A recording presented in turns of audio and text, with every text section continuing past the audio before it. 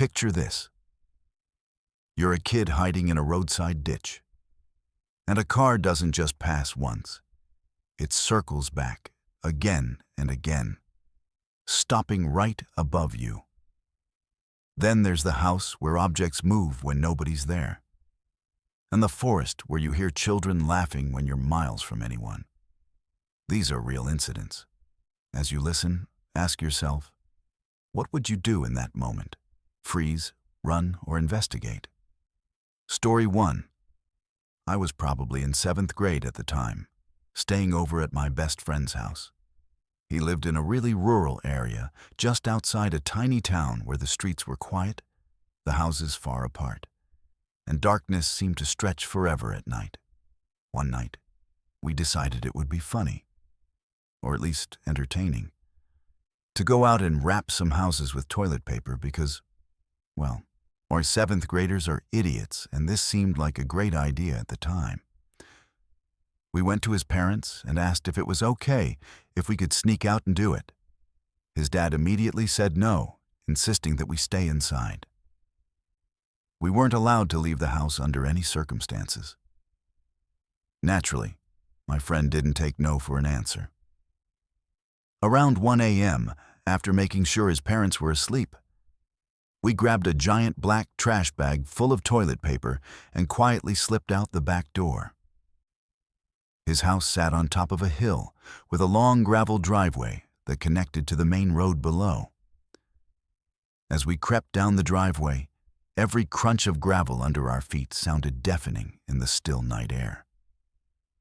When we finally hit the pavement, we felt a mix of excitement and relief. We were officially out, ready to cause some mischief. Just as we were about to head down the street toward the first target, my friend suddenly stopped. "I hear a car," he whispered, his voice tight. "We should get off the road." Before I could even respond, we both dove into the ditch along the side of the road, flattening ourselves against the grass. The darkness was perfect for hiding us, but it did nothing to calm the knot of anxiety tightening in my stomach. Moments later, headlights appeared, and a car sped past, kicking up dust and gravel in its wake. We waited a few seconds, hearts hammering, before finally peeking up. That's when my friend froze and hissed, "Shit, man, it's coming back." At first, I didn't understand what he meant, until I saw the red glow of brake lights far down the road. The car was turning around in the middle of the asphalt, and slowly making its way back toward us. We hit the grass flat again, holding our breaths, trying not to make a sound. The night was pitch black, and we were both wearing dark clothes, blending into the shadows as best we could. The car came back slowly, driving past us on the opposite side of the road this time. I remember staring at it, every muscle in my body tense. We didn't know who or what was in the car, and every possible scenario ran through my mind, none of them good. My friend put his hand on my shoulder to keep me down and whispered, "Dude, it's coming again." By then, our excitement about toilet paper and pranks had completely disappeared. The car had no markings, no flashing lights, no obvious police insignia. It was a dark-colored vehicle that could have belonged to anyone, or something worse. Panic started to set in, and I felt the urge to move, to escape. I noticed a culvert a little further down the ditch and started to army crawl toward it, trying to stay low. My friend froze me with a hand on my arm, shaking his head. "Don't move," he whispered. The car rolled past slowly, and then, just when I thought it would continue, it stopped. Right over the top of us. My heart was pounding so hard I could barely breathe. After a few moments, it drove off. But it wasn't done. It circled back, driving past us again slowly, stopping over us once more before finally moving away. I think it happened at least a couple more times. Each pass sent chills through me, the fear twisting tighter and tighter around my chest. After what felt like forever, the car finally drove a little ways down the road and disappeared from view. We jumped up, you dumped the trash bag of toilet paper in the ditch, and sprinted as fast as we could back up the hill to his house. The doors slammed behind us. We locked everything, and we set the alarms. I remember standing at the window, peeking out just enough to see the car idling at the end of his driveway. The headlights glared into the dark, motionless except for the faint movement of the steering wheel. My stomach sank. Holy shit. This was terrifying. We spent the rest of the night in his living room, clutching plastic bats and hockey sticks as if they could protect us. Every sound from the yard, every rustle of leaves, made us jump. The rational part of me knew it could have been anything. A random passerby, someone out for a late-night drive. But seventh-grade me didn't care about rational explanations.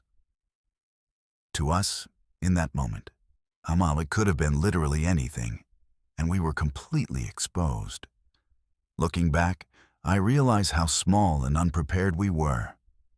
We were just kids out for a prank, thinking it was all harmless fun. And suddenly, we were confronted with something that made every hair on our body stand on end. The way the car came back, circled, and stopped directly above us. It wasn't random. At least, it didn't feel random at the time. Every instinct screamed that something was wrong. And the darkness, the isolation of the rural road, amplified that feeling tenfold. Even now, when I think back on that night, the memory is vivid. I can still feel the adrenaline coursing through me as we flattened ourselves in the ditch. The smell of wet grass, the sound of gravel under tires, and the headlights cutting through the darkness. I remember my friend's hand pressing down on me, trying to keep me quiet, and the unspoken terror that neither of us had ever felt before. It's the kind of fear that doesn't fade with time, the kind that sticks to you because you know how close you came to being completely vulnerable.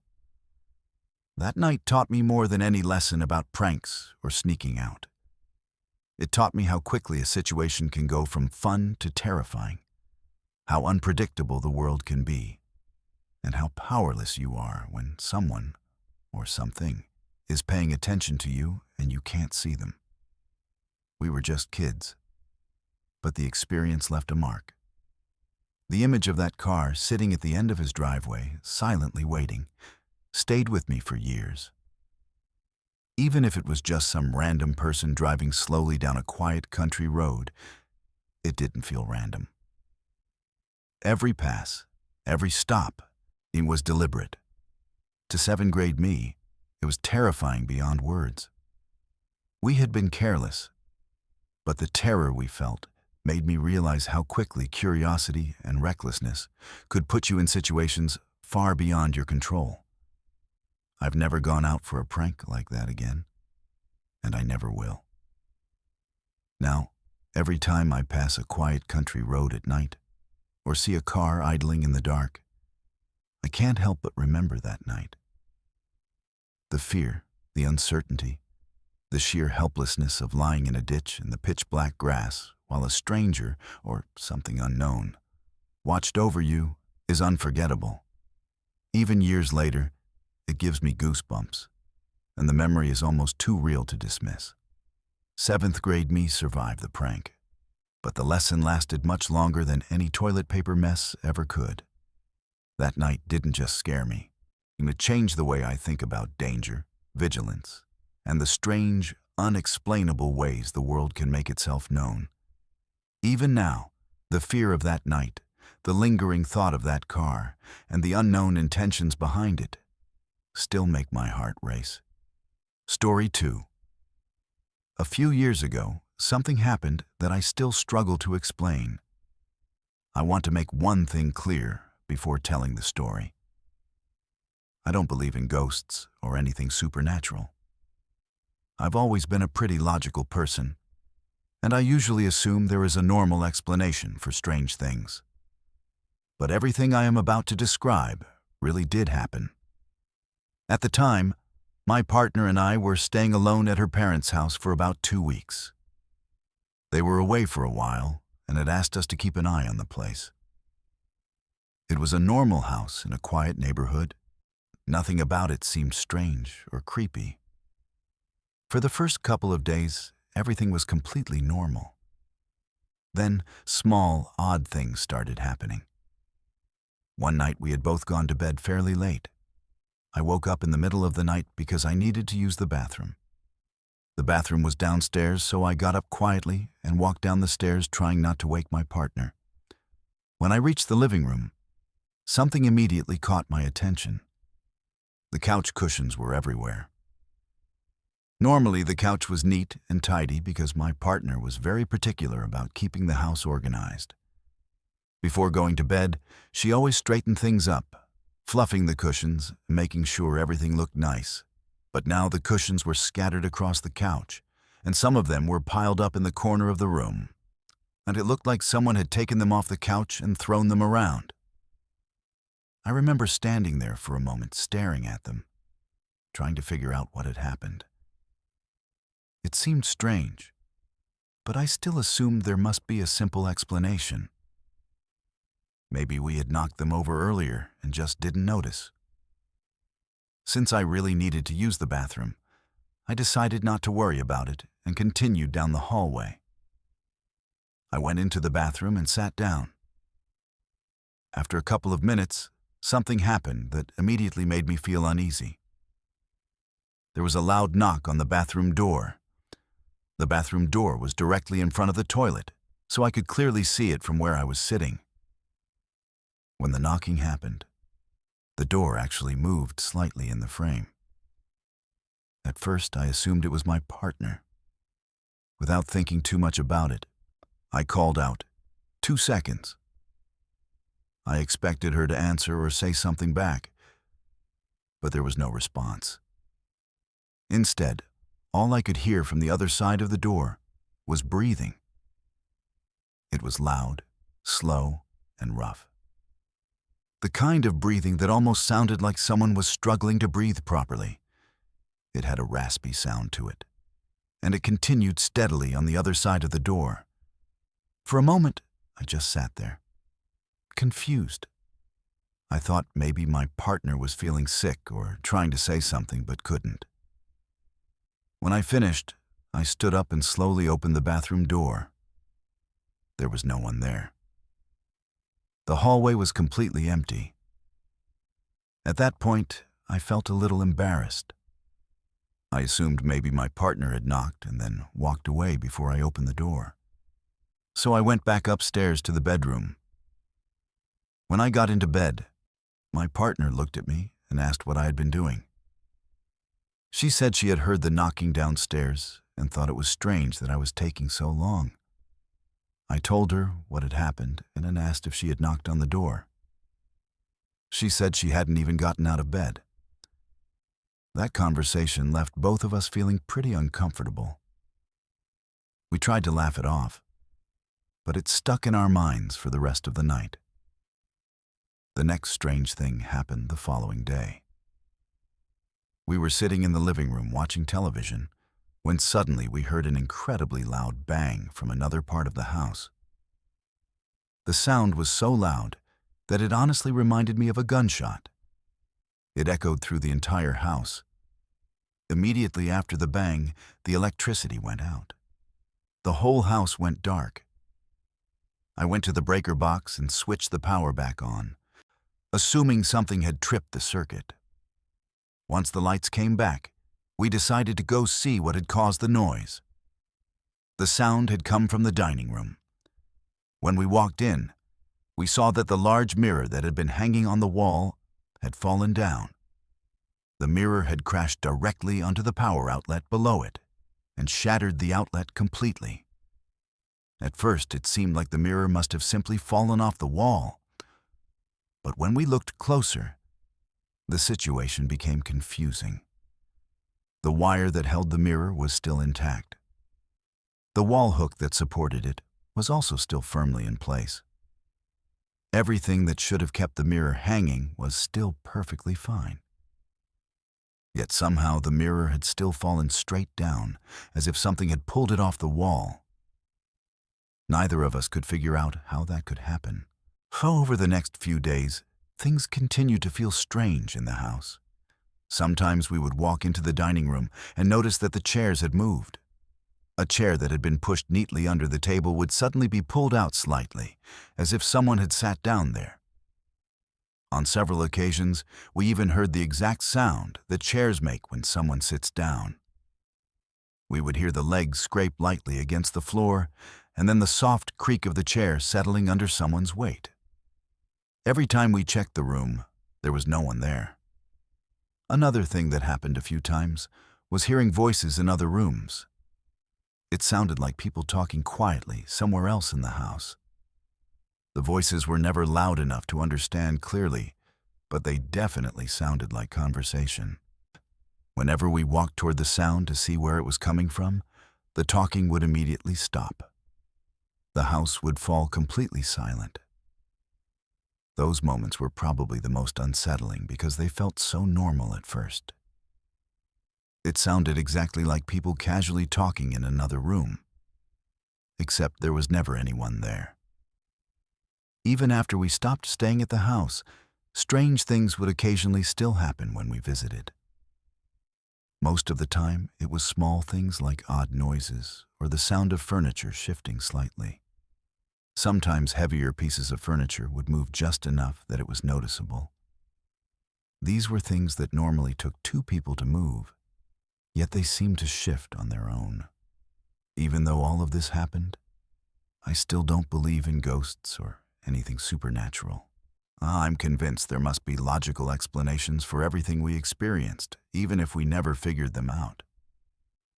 But I have to admit that those 2 weeks in that house were some of the strangest and most unsettling days I've ever experienced. Story 3. Back in late 2002 or early 2003, I was living on a very isolated road that stretched far out into the countryside. It was the kind of road that seemed to lead straight into the middle of nowhere. There were a few houses during the first couple of miles, but after that there was almost nothing. No side streets, no neighborhoods, and no streetlights. At night, it was completely dark except for the headlights of the occasional passing car. Because the road was long, straight, and mostly empty, people often treated it like a racetrack. Drivers would speed down it late at night, pushing their cars as fast as they could go. As a result, accidents were not unusual. Every once in a while, we would hear the sound of tires screeching or a crash somewhere along the road. One night I was home with my ex. We were the only ones in the house, and everything was quiet. It was late, the kind of late-night stillness where the countryside becomes almost silent. Then we heard a crash. At first it sounded like a normal car accident, something we had unfortunately heard before. But this one sounded different. Instead of one loud impact, it sounded like several crashes happening in rapid succession. The noise echoed down the road, metal smashing against something again and again. It was loud enough that we immediately knew something serious had happened. Without even thinking about it, we both grabbed our shoes and ran outside.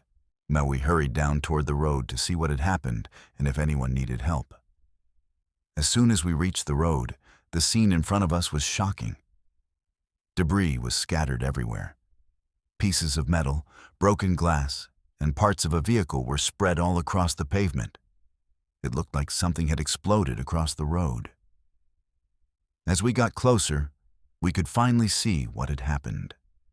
A pickup truck had taken the turn far too fast.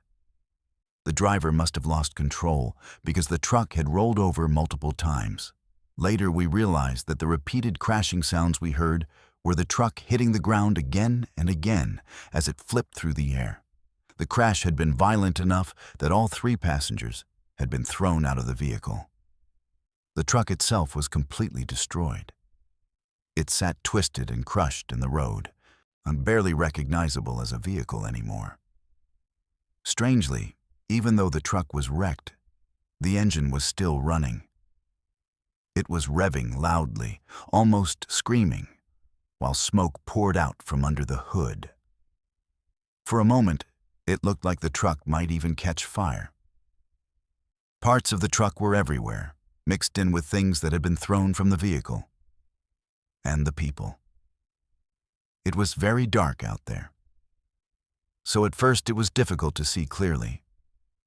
There were no street lights, and the only light came from the moon, and whatever faint light reached us from nearby houses. But I could see the outline of a man sitting in the middle of the road. He was making a terrible sound. It was somewhere between screaming and groaning, a horrible noise that I still remember to this day. I couldn't tell if he was crying out because of pain or because of shock. His friend was lying nearby, though in the darkness, I couldn't really see him clearly.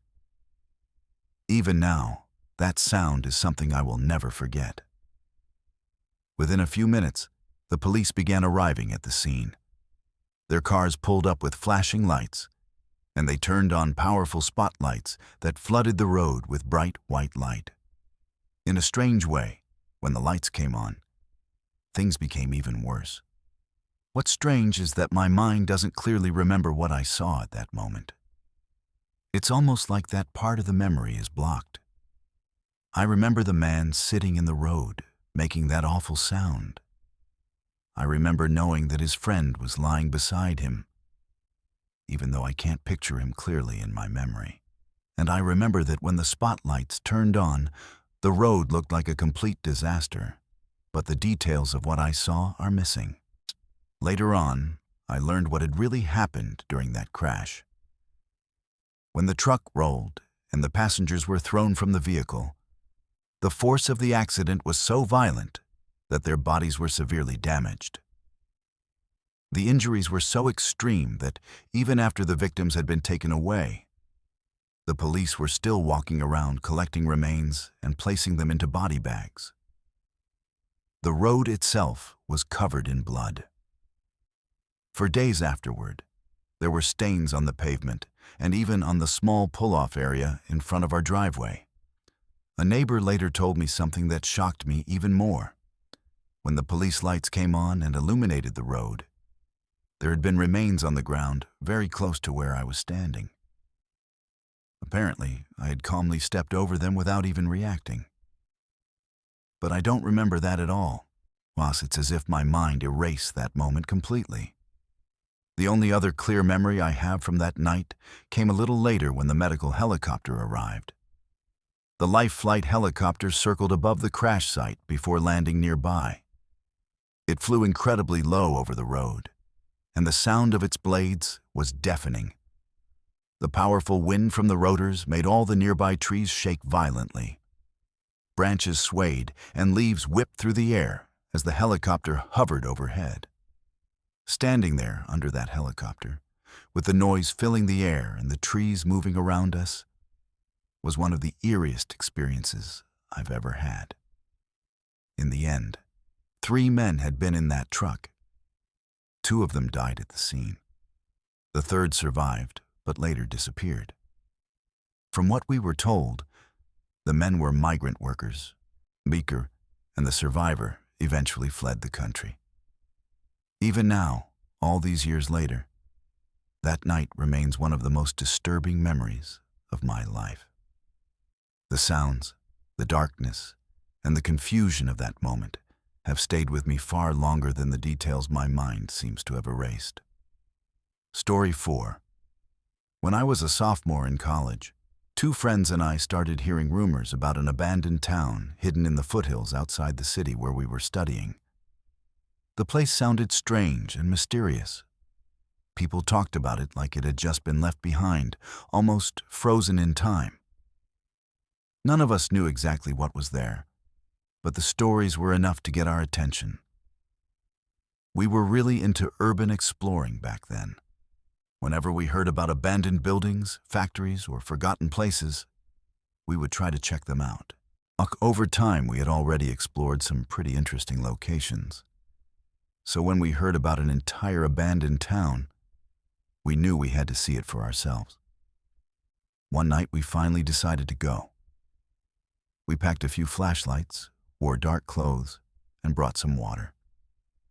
Nothing fancy, just the basics. The plan was to arrive late enough that nobody would be around to notice us exploring. It was around 11:30 at night when we got there. Anyone who does this kind of thing knows that you never park right next to the place you're exploring. If someone notices your car sitting nearby, it raises questions. So we parked quite a distance away and started walking down a long, dark road toward where we believed the entrance was. The road felt lonely and quiet. There were no streetlights, and the only sounds were our footsteps and the occasional wind moving through the trees. Eventually, we reached a large metal fence that surrounded the entire area. Through the darkness, we could barely make out a few buildings in the distance. They looked small and faded, almost blending into the shadows. At first glance, it didn't seem like much, but we knew there had to be more inside. The problem was getting in. From what we had heard, there was a tiny hole cut into the fence somewhere along the hillside. Supposedly, that was how people snuck in. The directions we were given were vague. Someone had told us that the path to the hole was across from a red house nearby. So we began wandering around the area looking for this house. After some searching, we eventually spotted one that matched the description, and it seemed like the only red house around. So we assumed it had to be the right one. From there, we started pushing our way up the hillside. The climb was harder than we expected. The hill was covered in thick brush, branches, and trees. Every step meant pushing through plants or trying not to slip on loose dirt. It felt like we were forcing our way through a small forest just to reach the fence. After several minutes of climbing, we finally saw it. Someone had clearly cut through part of the metal fence. It looked like the bars had been sawed apart, leaving just enough space for someone to squeeze through. Getting through the opening wasn't easy either. The hill was steep, and if you lost your grip on the surrounding branches or brush, you could easily slide down the slope.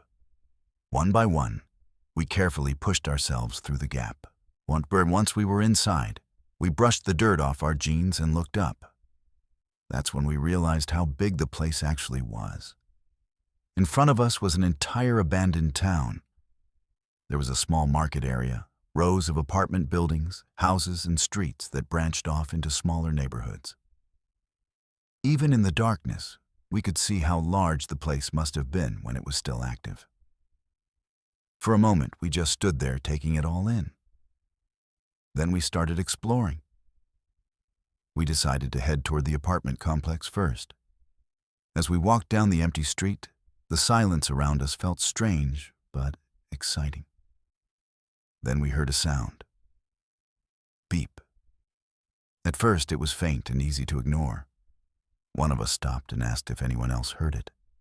Another beep came from somewhere nearby. None of us knew what it was.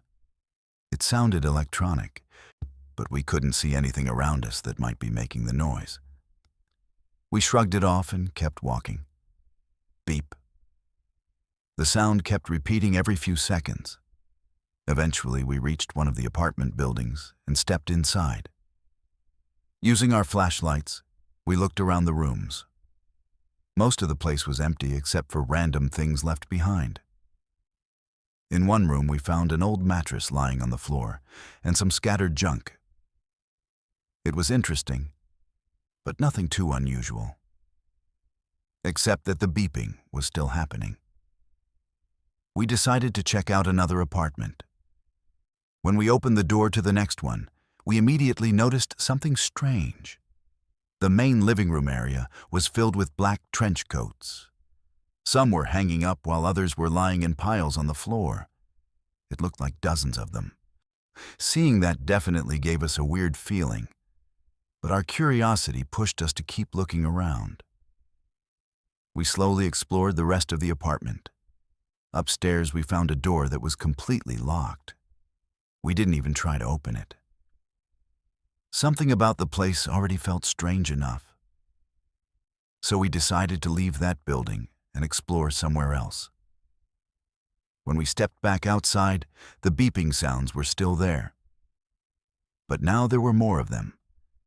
Instead of one single beep, we could hear several coming from different directions around this part of the town. As we walked closer to certain buildings, the beeping would get faster and louder. Then it would slow down again when we moved away. That's when a very uncomfortable feeling started to creep in. It felt like we were being watched. We tried to ignore the feeling and kept walking until we came across an old white house. The building looked extremely worn down and almost ready to collapse. What really caught our attention, though, was the front yard. There were pieces of broken glass arranged neatly on the ground. They were lined up in square shapes leading all the way to the front door. It looked deliberate, like someone had carefully placed them there. The moment we saw that, we all felt the same thing. Something about this place wasn't right. We stood there staring at the glass, debating whether or not we should check out the house. Then suddenly, a bright beam of light blasted through one of the upstairs windows. At the exact same time, the beeping sounds around us became louder and faster. That was enough for us. We turned and ran. We sprinted straight across the town as fast as we could. As we ran, more bursts of light appeared from different buildings around us. It looked like people shining powerful flashlights in our direction. The beams followed us as we ran through the streets. You could see the shadows of us and our friends stretching across the ground as we tried to escape. At one point, my friend tripped and fell. My heart nearly stopped, but he jumped back up almost instantly and kept running. None of us spoke. We were all just hoping that someone remembered the way out. Luckily, the friend I was following knew where the fence opening was. After what felt like forever, we finally saw the hole in the fence. One of my friends dropped to the ground and crawled through. I helped the next one squeeze out. While I was helping him, I could see the light behind us bouncing up and down. Even though I never looked back, it felt like someone was chasing us. Once my friend got through, I dove down and crawled through the hole myself. On the other side, I slid down the steep hillside, hitting branches and scraping myself along the way. But I didn't stop running. We sprinted down the dark road toward where we had parked the car. Everything felt strange after the bright lights behind us. The road looked darker than before, and the silence felt heavy. Finally, we saw the car in the distance. The beeping sounds faded as we ran farther away. We jumped inside, started the engine, and drove off without saying much. About 3 months later, we happened to drive past the area again. This time, the gate was completely gone. Curious, we walked closer to see what had changed. The entire town had been demolished. Bulldozers had torn down every building. Nothing was left except piles of debris and open ground. Some construction workers were nearby, so we asked them what had happened to the place. One of them explained that the town had become a major hotspot for gangs.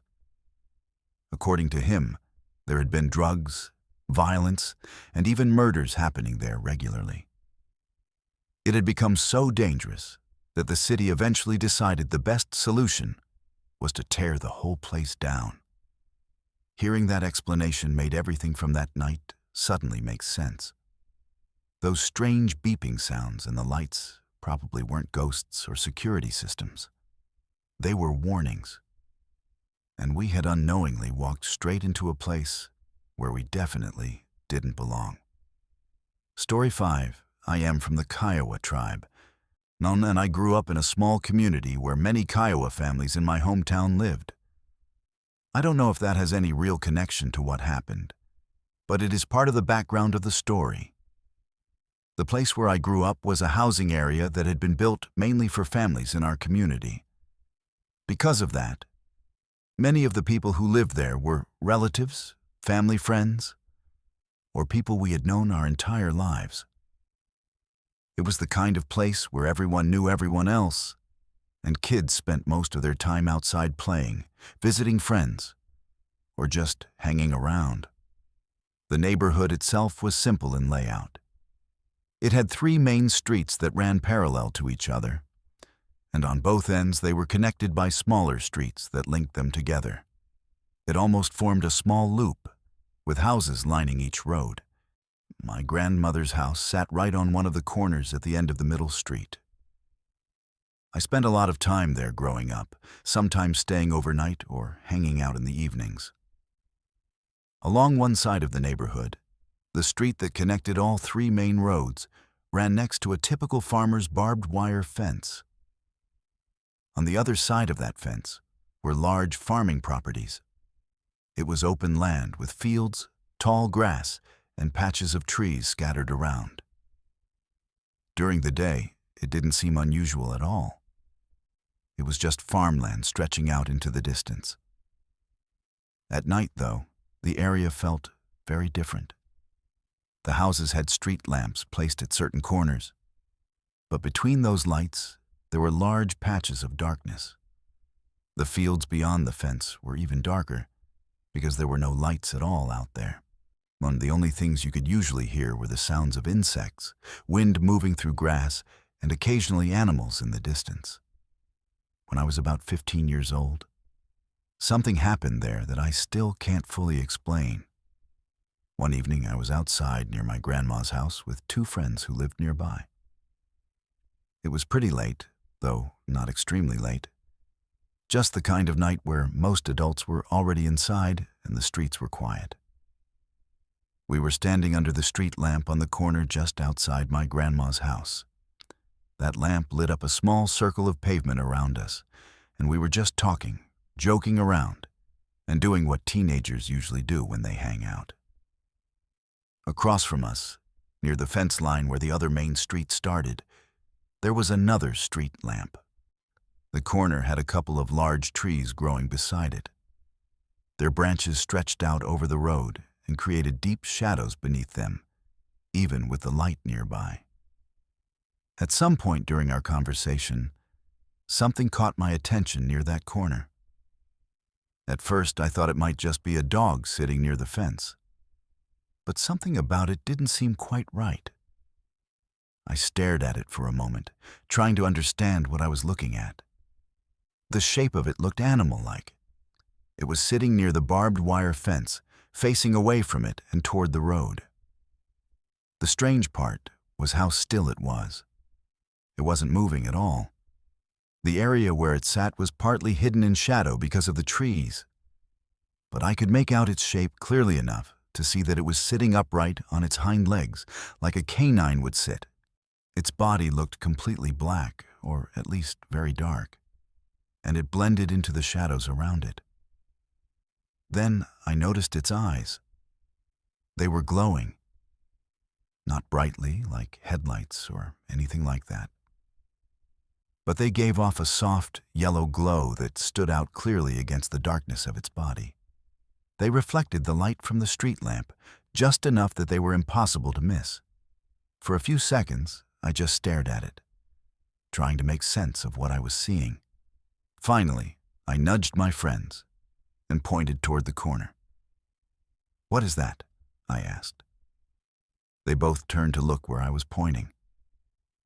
The 3 of us stood there quietly, staring at the thing by the fence. None of us spoke for a moment. We were all trying to figure out what it could be. At first, we thought maybe it was a dog, but something about it didn't look normal. The way it sat, plus the way it stayed completely still, and especially those glowing eyes, made it feel different. Then, slowly, the creature turned its head. It looked directly at us. Even though we were standing under the street lamp, and it was partially hidden in shadow, it clearly knew we were there. Its glowing yellow eyes locked onto us, and for a few seconds, it just stared. Those few seconds felt incredibly long. None of us moved. None of us spoke. We just stood there staring back at it, trying to understand what we were looking at. Then something happened that made the situation even stranger. In one smooth motion, the creature suddenly moved. It turned its body while jumping at the same time, clearing the barbed wire fence in a single leap. The fence was about 5 feet high, maybe a little more, and it jumped over it easily. The strangest part was how quiet it was. On the other side of that fence, there was tall grass, fallen leaves, and broken branches scattered across the ground. Normally, if any animal jumped over there and ran into the field, you would hear it crashing through the brush. But when this thing landed on the other side of the fence, there was no sound at all. It disappeared into the darkness almost instantly. For a moment, we just stood there, stunned. Then all three of us reacted at the same time. We got out of there as fast as we could. We ran down the street toward my friend's grandmother's house, which was located farther down the neighborhood on the opposite side from where we had seen the creature. Normally, I would have gone back to my grandma's house, but that night, my family was at a powwow, and nobody was home there, and there was no way I was staying alone in that house after what we had just seen. When we reached my friend's grandmother's house, we rushed inside and started telling her what had happened. We described the creature sitting by the fence, the glowing eyes, and how it had jumped over the fence and disappeared without making a sound. She listened carefully while we talked. When we finished, she didn't laugh or act like we were imagining things. Instead, she nodded slowly and told us something that stuck with me. She said that in the part of Oklahoma where we lived, especially in the deep southwest area, there were many strange things in the dark. She said people in the area had seen or experienced unusual things for many years.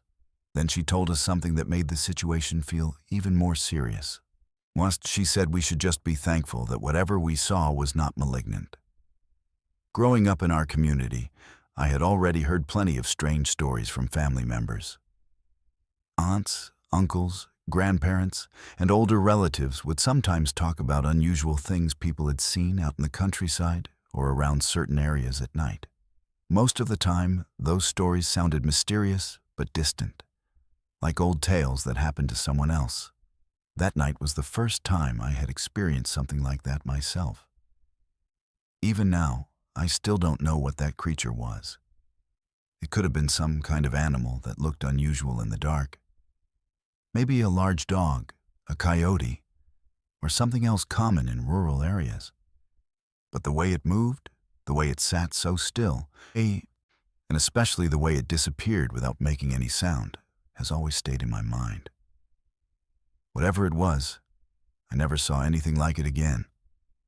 And honestly, I'm not sure I ever want to know exactly what it was.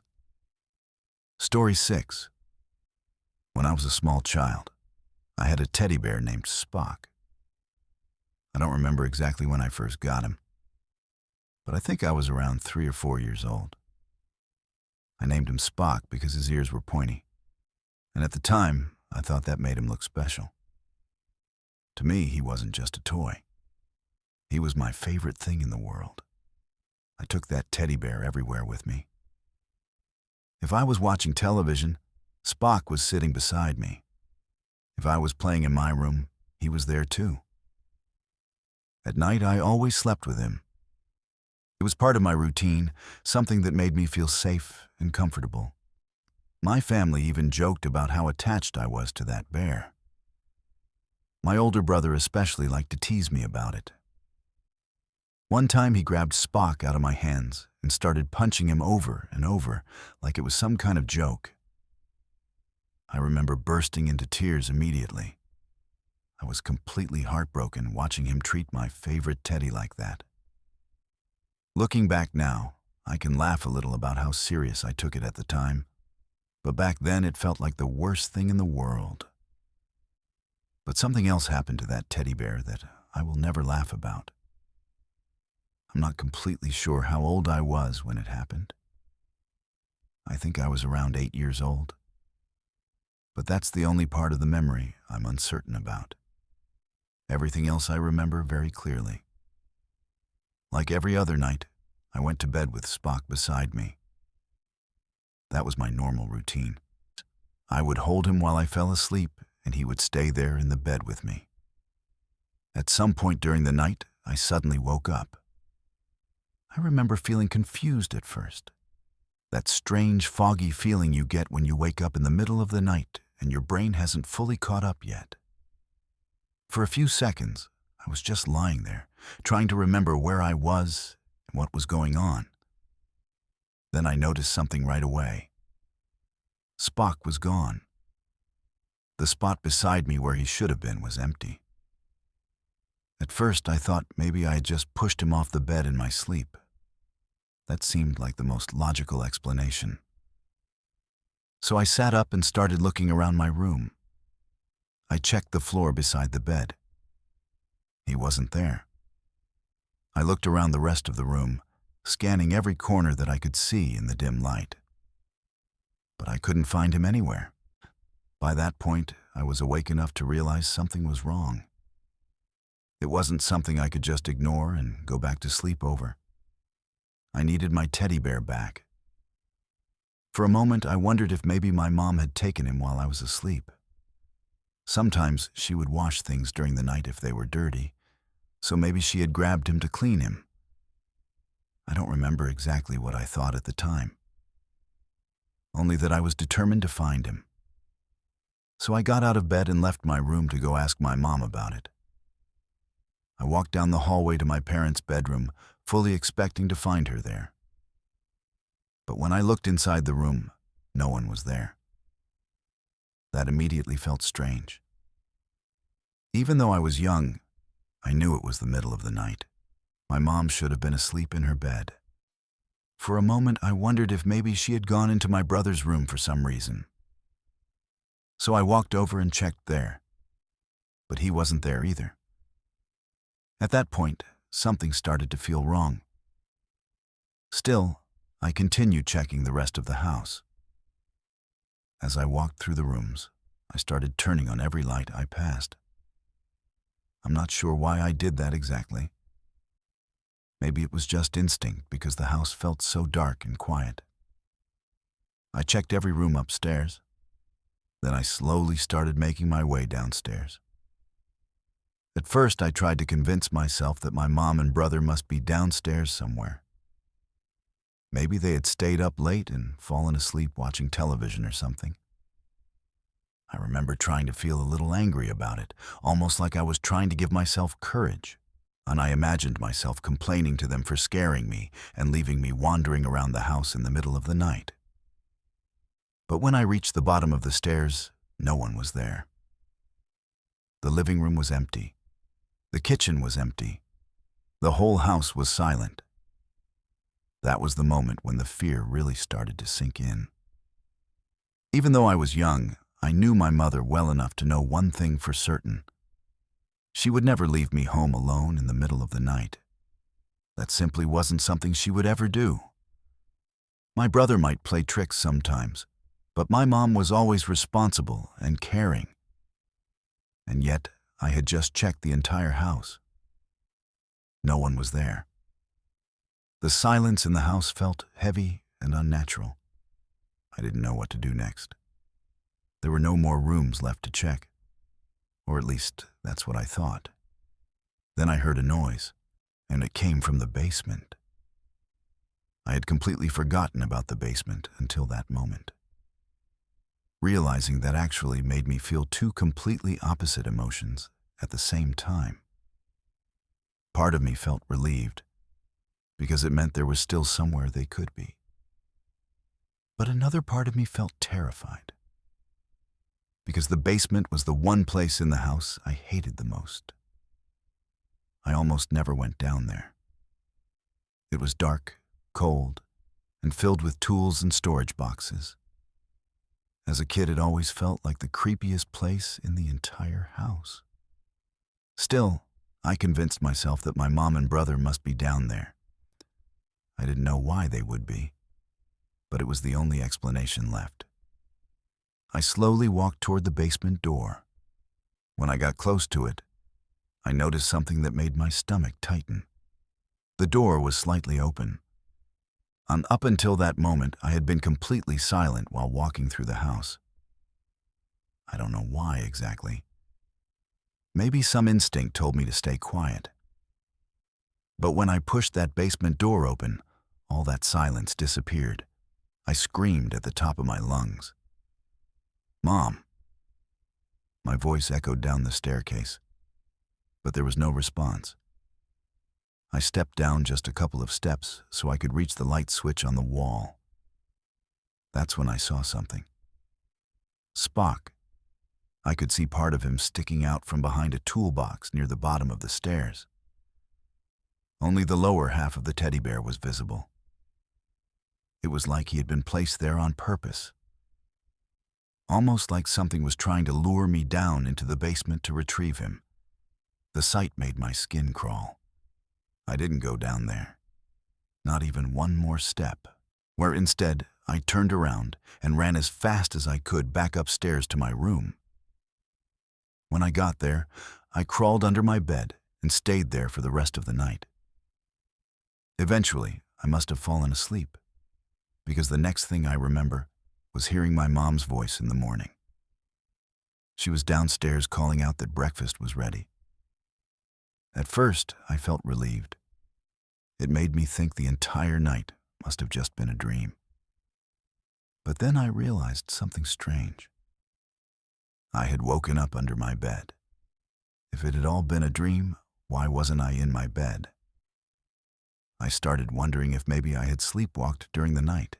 That seemed like the only possible explanation. But then another detail hit me. Spock was still missing. When I went downstairs for breakfast, my mom and brother were already there, and they both asked me why all the lights in the house had been turned on during the night. Apparently, when they woke up in the morning, every light in the place was on. My brother even joked that if it had been me, I was going to be in trouble for wasting electricity. I asked them if they had left the house during the night. They both looked confused and said they had no idea what I was talking about. Later that day, I told my mom everything that had happened. I explained waking up, searching the house, hearing the noise in the basement, and seeing Spock there. She didn't laugh or dismiss it. Instead, she looked genuinely concerned. She searched the entire house for that teddy bear. She looked in every room and even went down into the basement herself to check. But Spock was never found. After that night, he was simply gone. A quick check-in. Which story has you the most on edge so far, and why? Do you think the scariest danger is something unexplained, or a real person you can't see? Drop your theory below. And while the next stories start, pay attention to the smallest details. Because in most of these, the detail you'd ignore is the one that changes everything. Story 7. When I was in 7th grade, my dad wasn't able to pick me up from school, so my mom usually walked the whole way there to get me and then walked back home with me. One day, I felt confident enough to try walking home by myself. I wasn't far from home, maybe 10 minutes. But still, it was a big step for me. As I was walking, a white truck pulled up beside me. The man inside called me over, asking for help. At first, I thought maybe he just needed directions or something simple, so I approached. But very quickly, I realized something was off. There was something wrong with the way he looked and acted, and my instincts started to signal danger. I was naive and innocent, but even at that age, I could sense that this wasn't normal. Then I noticed it. His pants were unzipped, and what I saw made my stomach turn. I tried to not look, to focus on helping him and getting out as fast as I could. He asked me where a certain street was, but I was new to the area and didn't really know. All I could do was point him in the direction of Walmart and hope that was enough. Instead of accepting that, he told me to get in his van to show him the way. I refused immediately. I said I'd give him a map instead. That's when things escalated. He pulled out a piece of paper and a pencil, insisting I draw for him, but then he grabbed my hand and made me touch him. The feeling of his hand and the sticky substance on him is something I can still remember clearly. My skin crawls just thinking about it. It kept happening over and over, and my fear grew with each moment. I don't know how I finally managed to pull my hand away, but I did, and I ran. I ran as fast as my legs would carry me, crying as I went. But then I saw the truck again ahead of me. My heart sank when it stopped, and my panic rose. I ran toward a crowded Chinese restaurant nearby, hoping to find safety. I stood just outside the door, crying hysterically. My thoughts were racing. Do I go in? What if they ask me to order? I didn't have money, and I didn't know what to do. So I stayed there, frozen and scared, for what felt like an hour. Eventually, I peeked to make sure the truck had left before I continued home. When I finally got to my house, my mom was already leaving with a worried look on her face. She saw my tear-streaked face and immediately asked what was wrong. I was so embarrassed I couldn't say anything right away. I shook my head and told her I would explain later. I rushed to wash my hands with as much soap as I could, even using rubbing alcohol, making a silent promise to myself that I would never use that hand in the same way again. Later, when I told my mom what had happened, her anger and concern were overwhelming. She asked me if I could remember the license plate or what the man looked like. But I couldn't. My memory was fuzzy from the fear. She told me she had a gut feeling that something was wrong even before I got home. I remember asking her not to tell my dad or my sister because I was so embarrassed, convinced for some reason that this was my fault. I don't know why I thought that way. I've reflected on it many times since, and it always strikes me how victims often feel shame or blame themselves for what happened, even when it's not their fault. Thinking about my own experience now, I can understand that feeling, even though logically I know it was completely undeserved. Even years later, I can still feel the fear of that night, the memory of running, the terror of being so close to danger, and the confusion and shame I carried afterward. It all stayed with me. It was the first time I truly felt the sharp edge of real fear, the kind that lingers long after the immediate threat is gone. That night changed the way I saw the world, my sense of safety, and even how I trusted people. It was a moment that shaped me in ways I didn't fully understand as a child, but recognize clearly now. The man in the white truck is just a shadow in my memory, a brief, horrifying figure, but the emotions and panic are still vivid. It taught me instincts matter, that sometimes children know danger even when they can't explain it. It showed me how vulnerable a young person can feel when alone, and that courage sometimes comes in small instinctive decisions. Like refusing to get into that van, like running for safety even when every nerve in your body is screaming in fear. Even now, I remember the panic, the tears, and the disbelief that this was actually happening to me. I remember my mother's concern and the way she supported me without judgment. That incident, terrifying as it was, and also reminded me that people who love you will fight for you, and that even in moments of extreme fear, survival instincts matter. It's a memory that stays with me, not just because of the danger itself, but because it shaped my understanding of trust, fear, and personal boundaries. And even though the shame I felt at first seems irrational now, I understand it better. Children often carry a burden of guilt for things that are not their fault. And that night was a lesson I had to carry and process over many years. I don't think I've ever fully shaken the memory, and I don't think I want to. It's a reminder of vulnerability, awareness, and the instinct to protect oneself, no matter the age. That night was a terrifying, formative moment.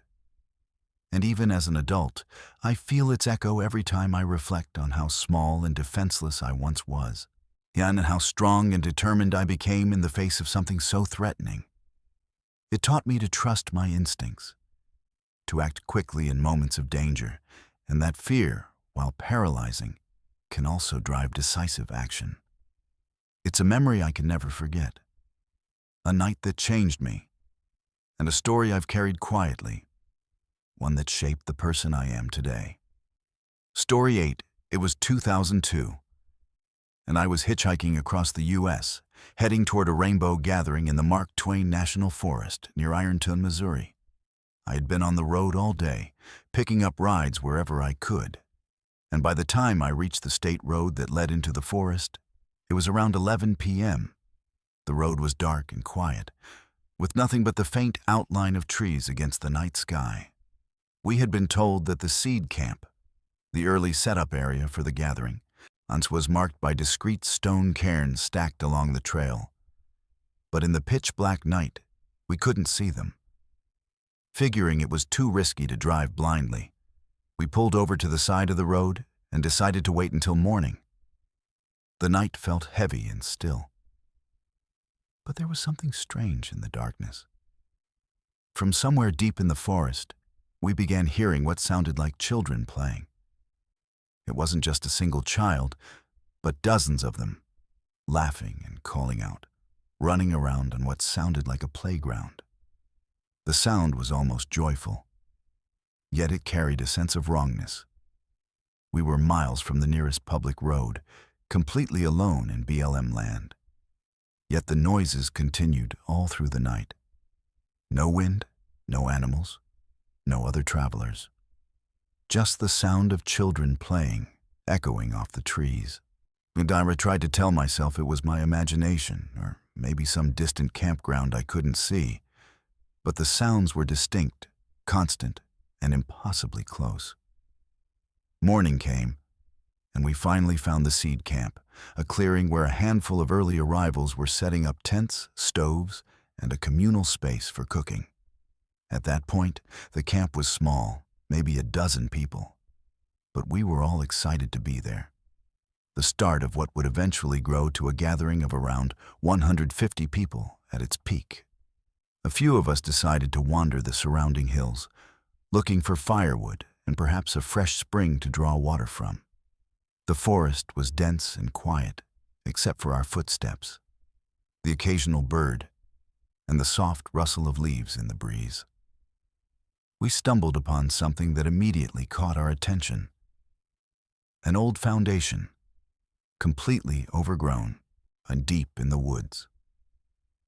It was clear that a house had once stood there, but it had long since disappeared. The trees that now grew on the site were sizable, their roots pushing through what had once been the foundation.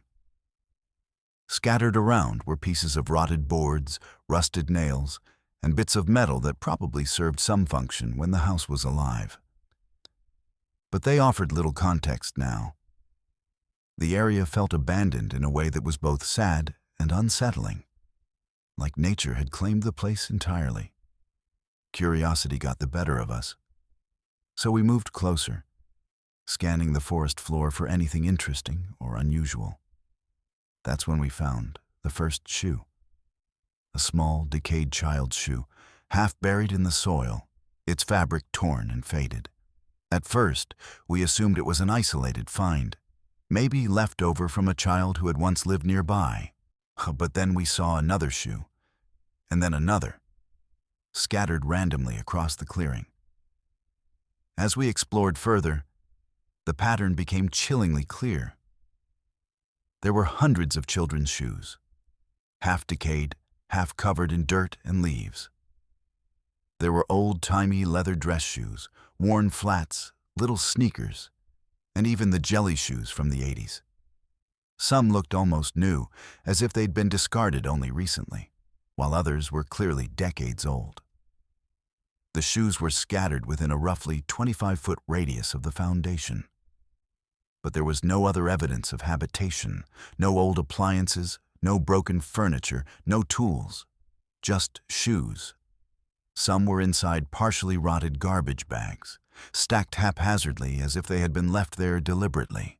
It was surreal and deeply unsettling, and the kind of sight that makes the forest feel alive with the weight of something forgotten. There was a strange symmetry to it, too. The shoes were everywhere, yet there was no sign of anything else, no signs of where the children who had worn them might have gone. I remember the quiet that fell over our group as we stood there, looking at the scattered shoes. It wasn't the forest making us uneasy, not the usual isolation of a wilderness hike. It was the unmistakable human connection to what we were seeing. These were children's shoes, items that had once belonged to little people, now left to decay in a clearing deep in the woods.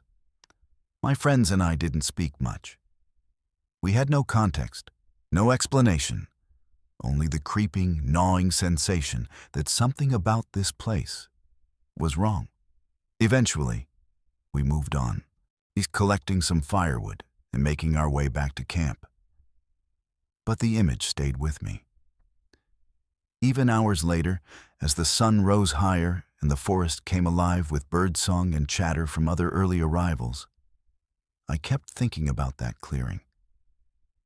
The sound of children playing the night before, which had seemed impossible, now felt connected to the shoes, as though something of the past had lingered in the woods, echoing across time. We told a few of the other early arrivals about what we'd found, but no one had ever heard of such a thing. A local who occasionally visited the forest to camp told us that there had been some small settlements there long ago, but nothing like this. A collection of hundreds of children's shoes, unaccompanied by anything else, was completely unheard of. The more I thought about it, the more it felt like we had stumbled upon a memorial of some kind. Though to what or whom, I could not begin to guess. The memory of that night, the sounds that seemed impossible, the silence of the forest in the morning, and the scattered shoes all mingled in my mind, leaving a deep impression. Every time I think back to that trip, I remember how unnerving it felt to be alone, miles from any road, hearing the faint, ghostly laughter of children, and then discovering their abandoned shoes in a place where no one lived anymore. Even years later, I can still picture it. The clearing in the forest, the sunlight filtering through the trees onto rotted boards and rusted nails, and the shoes, hundreds of them, lying in a silent, unsettling pattern across the ground. The forest had reclaimed everything, yet something of the past remained, lingering like a shadow. I've shared this story with friends and other travelers, but it always leaves them uneasy. There's something deeply unnatural about finding the remnants of human life.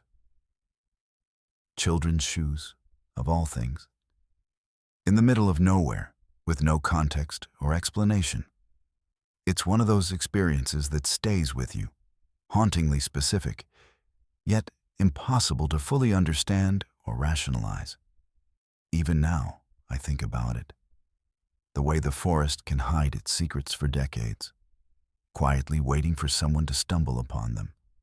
The combination of the night sounds, the isolation, and the half-decayed shoes created a memory that is still vivid, almost cinematic in my mind. It's a reminder that the world has layers we rarely see, and sometimes, when what we stumble upon in the middle of a quiet forest can leave a permanent mark on the way we think about the unknown. The story of that clearing, the shoes, and the echoing laughter is one I will never forget. It was a fleeting, impossible moment in the woods, yet it shaped my sense of curiosity, fear, and the strange, lingering feeling that some things in the world are simply meant to remain unexplained. Even now, I can't walk through a forest without thinking about it, without wondering who those shoes belonged to and why they were left there, and whether the laughter we heard that night was real, or if it was something else entirely, lingering just out of reach.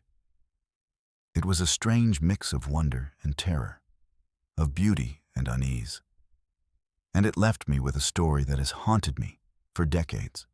And it's one of those moments where reality feels fragile, where the line between what is real and what might be something else blurs, leaving you with questions you can never fully answer and memories you can never forget.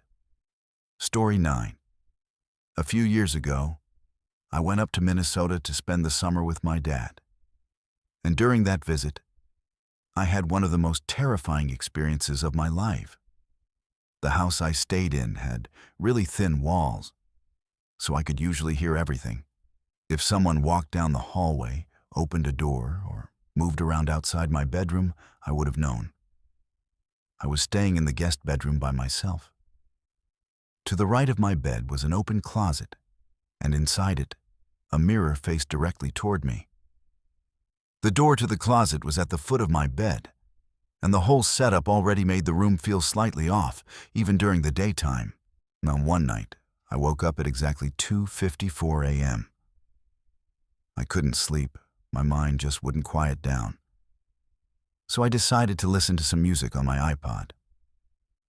The battery was almost dead, around 4%. But I didn't want to reach over the few feet to charge it, so I just lay there, bored and annoyed. After rolling to the other side of the bed and closing my eyes, I tried to relax. That's when it started. I heard it first as a faint jiggling. The doorknob of my bedroom door rattled like someone was trying desperately to get in. My heart immediately started racing. I opened my eyes and saw the doorknob stop moving. But then the door slowly creaked open just a few inches. My first thought was that my older brother was playing a joke on me, trying to scare me in the middle of the night. I forced myself to close my eyes, telling myself it was probably nothing. But then I heard it, the unmistakable sound of footsteps. Heavy, deliberate footsteps moved past the foot of my bed, and then they stopped, right in the middle of the room. I opened my eyes instinctively, my body frozen with fear. The door hadn't opened any further than before. It was still barely cracked, yet the sense that someone was standing in the room was undeniable. A cold, heavy feeling of being watched pressed against the back of my neck and shoulders. Every instinct in me screamed danger, and I immediately buried my head under my blanket, pulling it over my shoulders as tightly as I could. I stayed like that for several minutes, paralyzed with fear. Every sound, the faint creak of the floorboards, the distant hum of the house, even my own breathing, felt amplified in the silence. My mind raced with possibilities. Could it be my brother, my dad, someone breaking in? Or was it something else entirely? The uncertainty made it worse than anything I could imagine. Eventually, I mustered the courage to peek out from under the blanket. Slowly, I lifted my head just enough to see the mirror in the closet next to my bed. What I saw made my blood run cold. A dark silhouette of a large man was standing right next to my bed.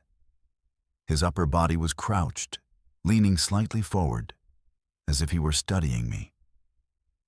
I could make out the shape of his arm, reaching toward me. It wasn't just a shadow on the wall or a trick of the light. He was there, in the room, too solid to be explained away. I panicked, fumbling blindly in the darkness around me, trying to find my cell phone. My hands brushed across the bedspread, as I accidentally hit the play button on my music player. A soft, familiar sound began to fill the room. Taylor Swift's Love Story was playing. At that moment, I looked back at the mirror, and the figure was gone. Completely gone, as if it had never been there. The relief was fleeting. My heart was still pounding, and I didn't dare move from the bed. I kept the music playing, the song repeating over and over, just to keep something familiar in the room, something that reminded me I wasn't alone with. That. I stayed like that the rest of the night, wide-eyed and tense, listening for any sound, half expecting the silhouette to return. The music became a shield, a thin barrier between me and whatever had been watching me moments before. When morning finally came, I felt drained and hollow. I told myself it had to be my imagination, that I had been half asleep, and maybe the reflection in the mirror had created an illusion. But I've never been able to shake the feeling I had that night.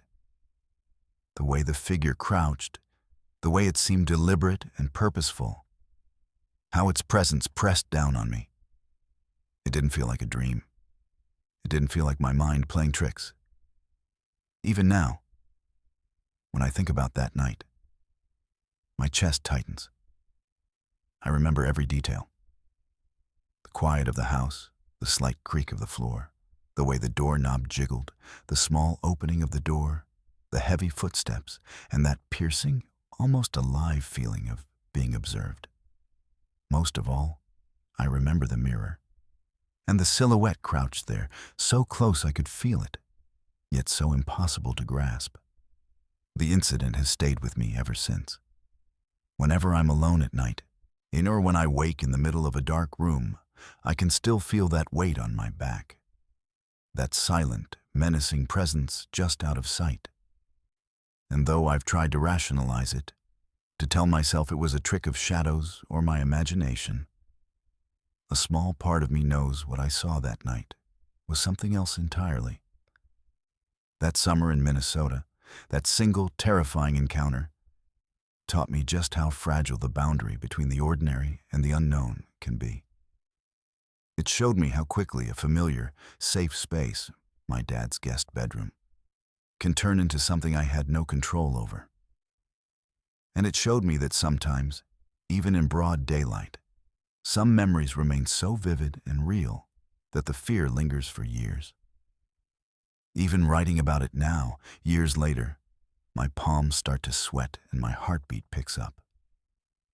That night in the mirror meant the dark silhouette next to my bed, the heavy footsteps. I will never forget it. And I hope, more than anything, that I never see anything like it again. Story 10. I've never been the kind of person who gets pulled into ghost stories or anything paranormal. Even when I was little, I couldn't really make myself believe in that stuff. Other kids would tell stories about haunted houses, shadows in the hallway, weird voices at night. And I would just sit there thinking there had to be some normal explanation. In my head, it was always something like a draft, a pipe making noise, old wiring, your eyes playing tricks on you, or people simply scaring themselves because they wanted the story to feel real. I didn't judge anyone for believing, but I couldn't connect with it. It felt like the kind of thing people repeat because it's fun, not because it's true. That's why the experience I'm about to describe stuck with me so hard. It wasn't dramatic. It didn't have a monster jumping out, or a voice speaking from the dark, or some movie-style moment where everything flies around the room. It was simple. It was quiet. And somehow, that made it worse. The hardest part for me to shake is that I still can't find a clean, logical explanation for what happened, even after years of turning it over in my mind. If it had been something bigger, I could write it off as panic or imagination. But it wasn't big. It was small, almost ordinary, except for one detail that shouldn't have been possible. A few years ago, my mom was working in real estate. Her job meant she was constantly checking out houses, meeting people, dealing with paperwork, and walking through properties before showing them to clients. A lot of the time, she did those first walkthroughs alone because it was quicker and easier. She could take notes, look at the condition of the place, see what needed to be cleaned up or fixed, and decide how to present it. But every now and then, if the timing worked out, she would bring me with her. Sometimes it was because she didn't want me sitting at home, sometimes because she was running errands nearby, and sometimes just because she liked having company. For me, it was usually boring, but kind of interesting in a casual way. I liked seeing different layouts and different styles of homes. Some were bright and modern, some were old and creaky, and some looked nice on the outside but felt strange inside, like they were staged too perfectly. One day, a house came on the market that had a bit of a reputation among other agents. I didn't hear the story directly from a homeowner or anything like that. It was more like background gossip that traveled through people who worked in the area. The kind of talk you hear when professionals are trying to sound casual, but you can tell they mean it. Apparently, a few agents had said the place was haunted. Not in a joking way either. More like a warning they gave each other, the way people might warn you about an aggressive dog on a property or a basement that floods. My mom wasn't the type to get spooked easily, and she definitely wasn't a person who would refuse a listing because of a rumor. But she did think it was interesting, and she also knew I didn't believe in any of it. So she decided to bring me along when she went to check it out. Most like she expected me to roll my eyes and make a comment later. When we pulled up, I remember thinking that the house looked like it had been there for a long time, like it belonged to a different era. It wasn't a ruin exactly, but it had that neglected look, the kind that happens when a place sits empty and nobody's paying attention to it. The outside was covered in vines, and not just a little bit. The vines were thick, like they had been growing for years, crawling up the walls and wrapping around parts of the porch and the edges of windows. It didn't look like a horror movie set, but it did look like a place that had been forgotten. The yard wasn't totally out of control, but it was uneven and patchy, and the whole property had a quiet feeling that made me aware of how still everything was. I told myself, right away, that the vines didn't mean anything. Old houses get vines. People let landscaping go. It's not a sign of anything supernatural. It's just what happens when nobody takes care of a place for a while. Still, I couldn't ignore that the house gave off a certain mood before we even went inside. The sky that day wasn't especially dark, but the light felt flat, and the front of the house sat in shade because of the way the trees and the porch were positioned. Even the air felt a little cooler near the entrance. But again, I kept telling myself that was normal too. Shade is shade. My mom unlocked the door, and we stepped inside. The first thing that hit me was the smell. It wasn't the worst smell, not like rot or garbage, but it had that stale, closed-up scent that empty houses often have. A mix of old fabric, dust, and something slightly musty, like a basement that doesn't get enough fresh air. The house was still furnished, which wasn't unusual. Some owners leave furniture behind when they move out quickly, or they keep it there for staging, or because they plan to come back for it later. But the furniture in this house didn't look staged. It looked lived in, like someone had been there for a long time and then suddenly wasn't. We started walking through the first floor, and for a while, it really did feel like most other houses my mom had taken me to.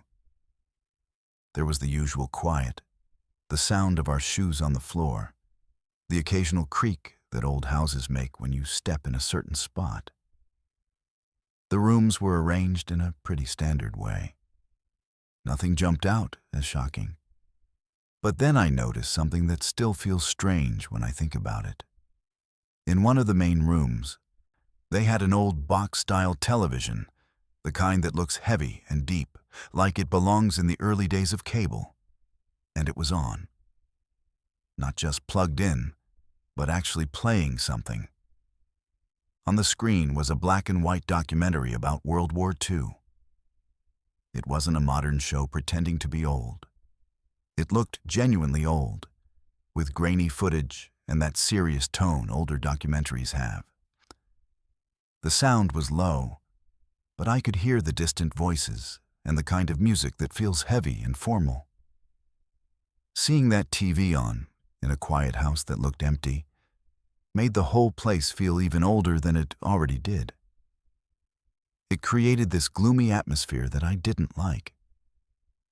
It wasn't scary, exactly, but it made the house feel like it was stuck in time. I remember glancing at my mom as if to ask, without saying it, why the TV was on. She didn't look concerned. If anything, she looked mildly annoyed, like it was one more weird detail she didn't want to deal with. Maybe she assumed the owners left it that way. Or maybe she thought the electricity was still on and someone forgot to turn it off. Either way, we didn't stand there long. We kept moving, checking the kitchen, the living areas, the general condition.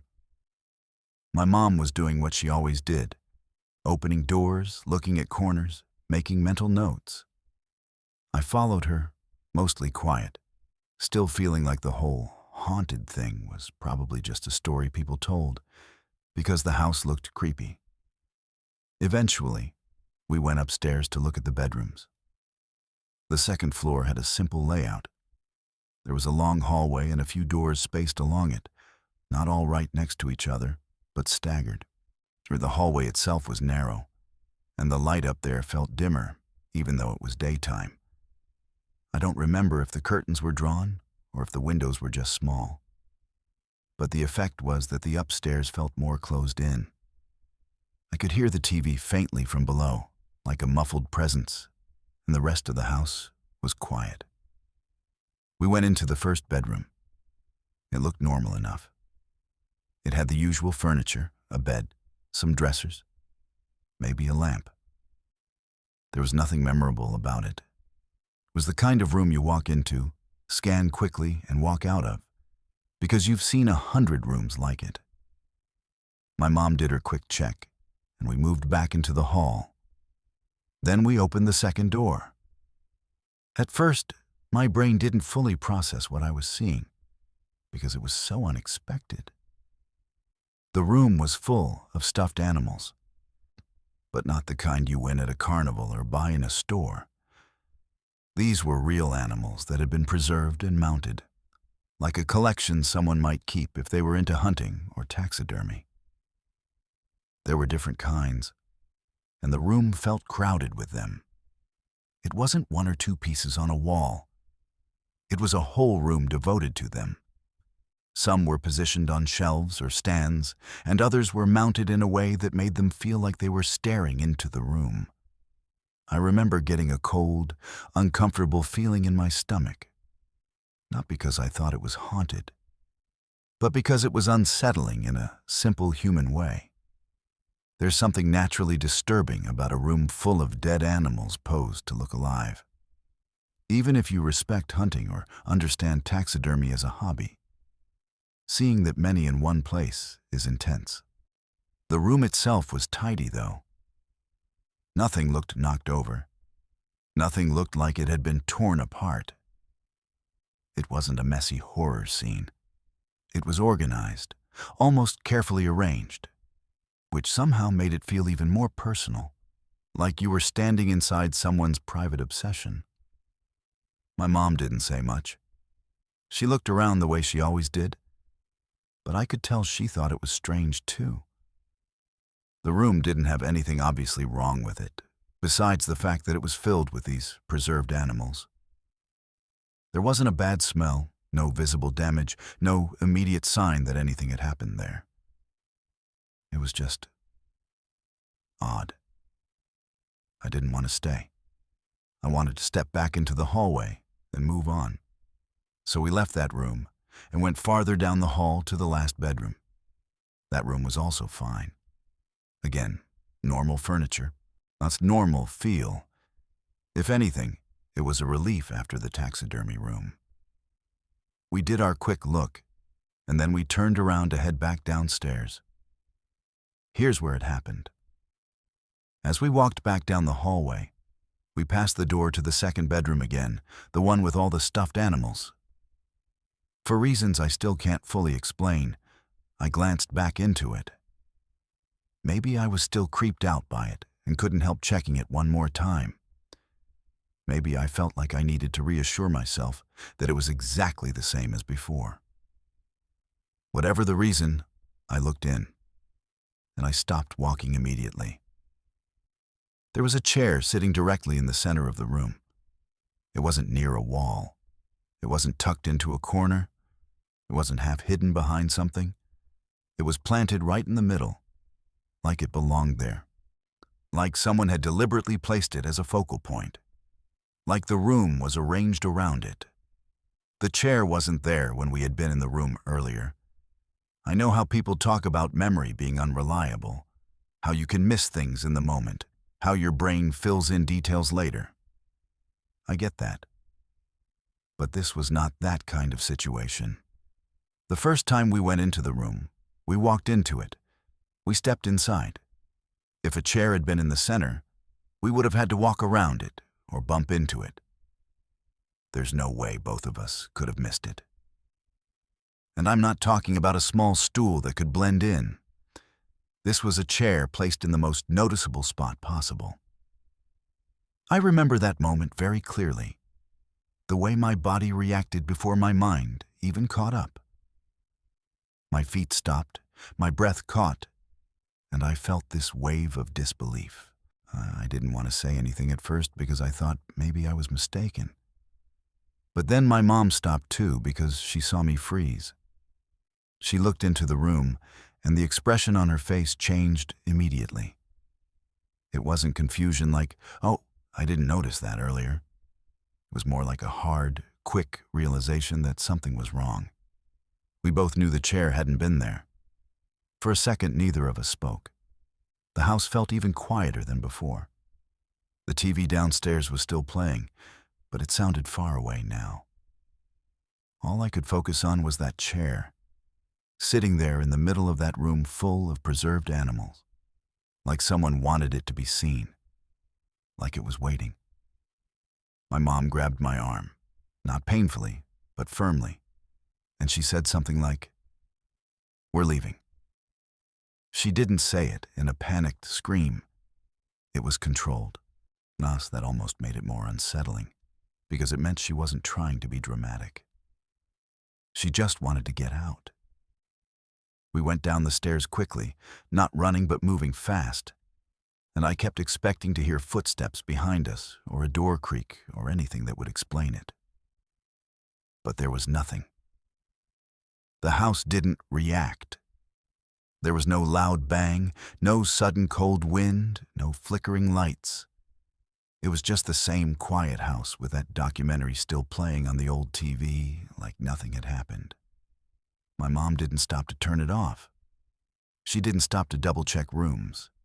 She just wanted us outside. We walked out the front door and onto the porch, and the daylight felt strangely normal. The vines were still there, the yard was still quiet, the trees still moved slightly in the breeze. But my skin still felt tight, like my body was trying to make sense of something it didn't understand. My mom locked the door behind us, and we went straight to the car. On the drive home, we talked about it, but in a careful way. We kept going over the timeline. We had been together the entire time. Neither of us had wandered off alone. There wasn't anyone else in the house, at least not that we saw or heard. No voices, no movement, nothing. The house didn't look like it had squatters or people living secretly in the upstairs. And even if someone had been hiding, Why would they move a chair into the exact center of that specific room while we were only a few feet away in the hallway? How would they do it without us hearing anything? That's the part that still messes with me.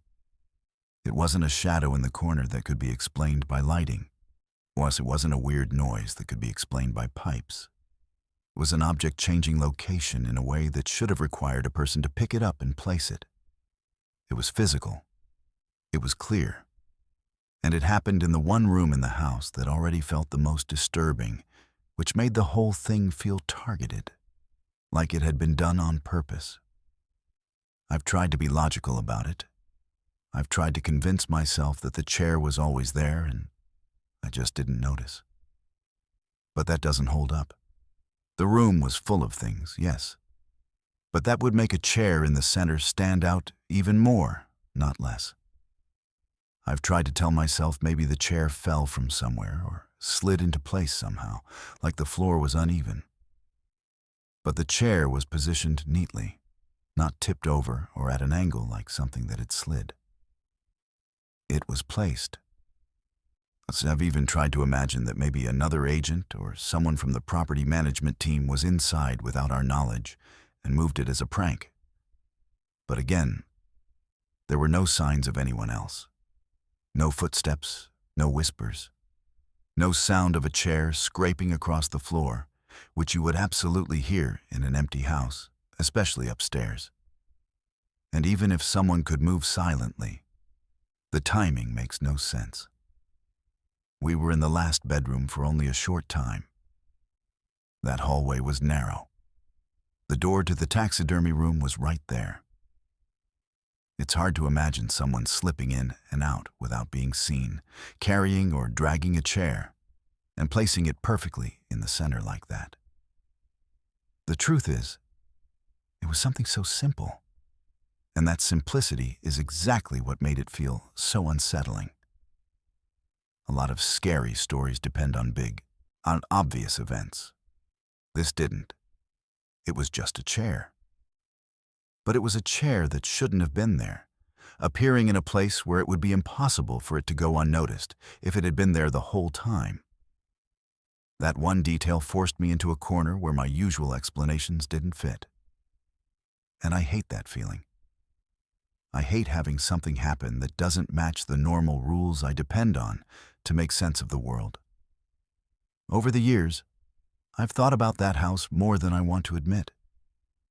It bothers me not because I'm convinced it was a ghost, but because I can't confidently say what it was. That uncertainty sticks like a splinter. Every time I bring it back up in my mind, I see the room the way it looked the first time. Crowded, strange, quiet. Then I see it the second time.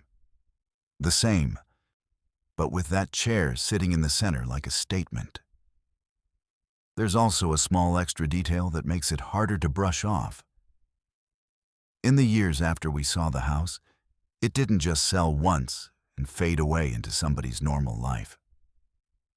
It sold multiple times. If I remember correctly, it changed owners 5 or 6 times, which is a lot for a house in a short span unless there are problems. And almost every time, we heard some version of the same thing from people who had lived there. Not always the same exact story, but the same theme. Strange things happening when they were home. A feeling like someone didn't want them there. Like the house was pushing back. People would move in, try to settle, and then leave. I know how that sounds. I know rumors can grow with each retelling. I know people can convince themselves they're noticing patterns, especially when they've already heard the word haunted. But I also know what I saw with my own eyes, and I know my mom saw it too. It wasn't just my imagination feeding itself. She's a practical person, and she reacted the way someone reacts when they see something that doesn't make sense and might not be safe. She didn't laugh it off. She didn't treat it like a funny story. She wanted to leave.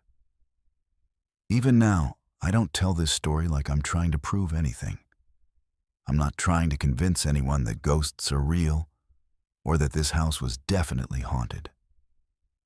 I'm just saying that I walked into that room, and there was no chair in the center. Then I walked past the room minutes later, looked back in, and there was a chair sitting right in the middle like it had been carefully placed there. Nobody else was with us. Neither of us left the other alone. There was no time for anything that made sense. I used to think the paranormal was something people believed in because it was exciting, because it made life feel bigger, because it gave you a story to tell. After that day, I stopped being so sure that everything has an easy explanation. Maybe there is a rational reason, and I just can't see it.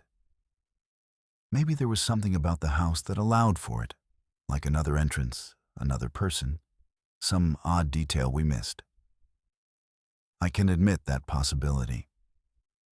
But I can't force myself to believe it completely, because every explanation I try to build falls apart when I picture that chair and how impossible it felt in that moment.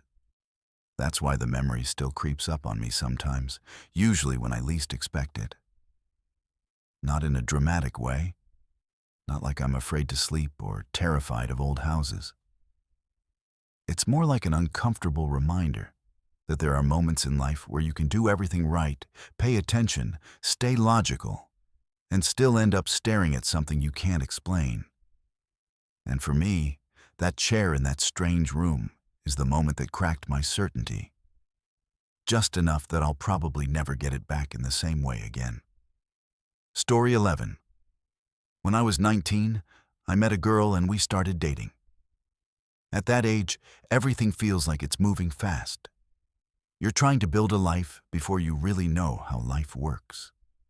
We fell in love, moved in together, and before long we had 2 daughters. They were beautiful kids, the kind that make you feel proud and terrified at the same time because you suddenly realize you're responsible for 2 whole human beings. Like a lot of young couples, money was always a problem. We worked, we tried to keep up with rent and bills, and we did our best to give the kids a stable home. But it was stressful. My girlfriend was native. She had grown up around the reserve, and her family was still closely tied to it. But she had moved into the city to be with me. She carried a lot with her. Family history, traditions, and also some worries that I didn't fully understand back then. I wasn't raised around those beliefs, so I didn't always take them seriously. I didn't disrespect them, but I'll admit I didn't really get it. By 2005, we were living in a rented house with the kids. It wasn't fancy, but it was home, and it had that normal, lived-in feel. Kids' stuff in the corners, laundry that never fully disappeared, the usual noise and chaos of family life. Around that time, my girlfriend's youngest brother came to stay with us for a couple of weeks. His name was Clinton. He was 16 and, honestly, he was a good kid. He wasn't the kind of teenager who caused trouble or talked back all the time. He was polite, quiet in a normal way, and he got along with our girls. He slept on the couch in the living room, and during the day, he'd hang around, watch TV, help out a little, just kind of exist in the house like family does. A few nights into his stay, something happened that I still can't shake. We were all asleep, and I woke up because I heard a strange sound coming from the living room. At first, I couldn't tell what it was. It wasn't the TV, and it wasn't one of the kids crying. It wasn't a normal house noise. It sounded like an animal, low and rough. And for a second, I honestly thought a dog had gotten into the house. I got out of bed and walked toward the living room. The house was dark and quiet, except for that sound. When I got close, I could see Clinton on the couch. His eyes were closed. He was asleep, but he had sat up, and he was making this howling noise like a wolf. I don't mean a joke howl or someone messing around. It sounded raw, primitive, like it came from somewhere deep. I've never heard a human make that kind of sound before, or since. I stood there for a moment, frozen, trying to figure out what I was seeing. He didn't seem awake. He didn't look like he was acting.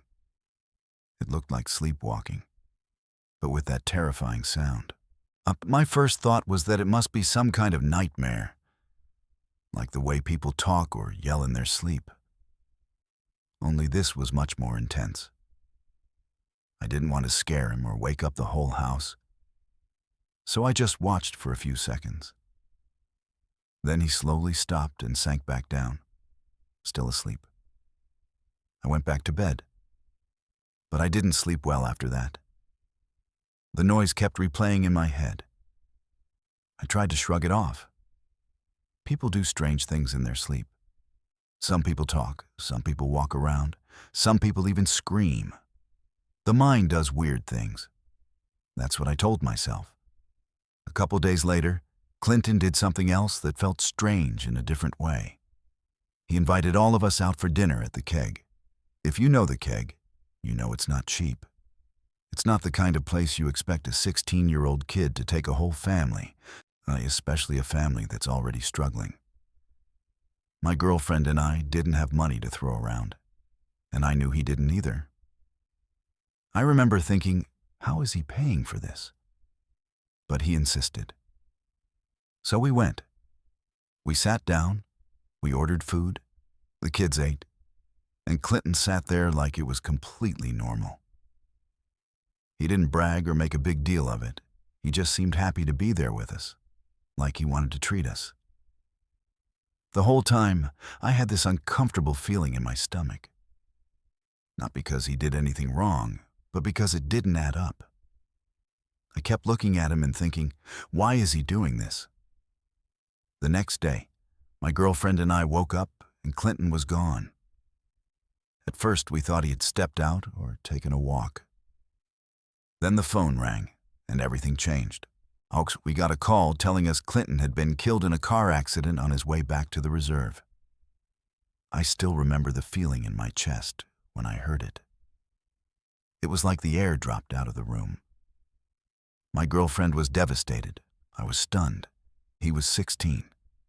He had been in our house days earlier, eating dinner with us, sleeping on our couch.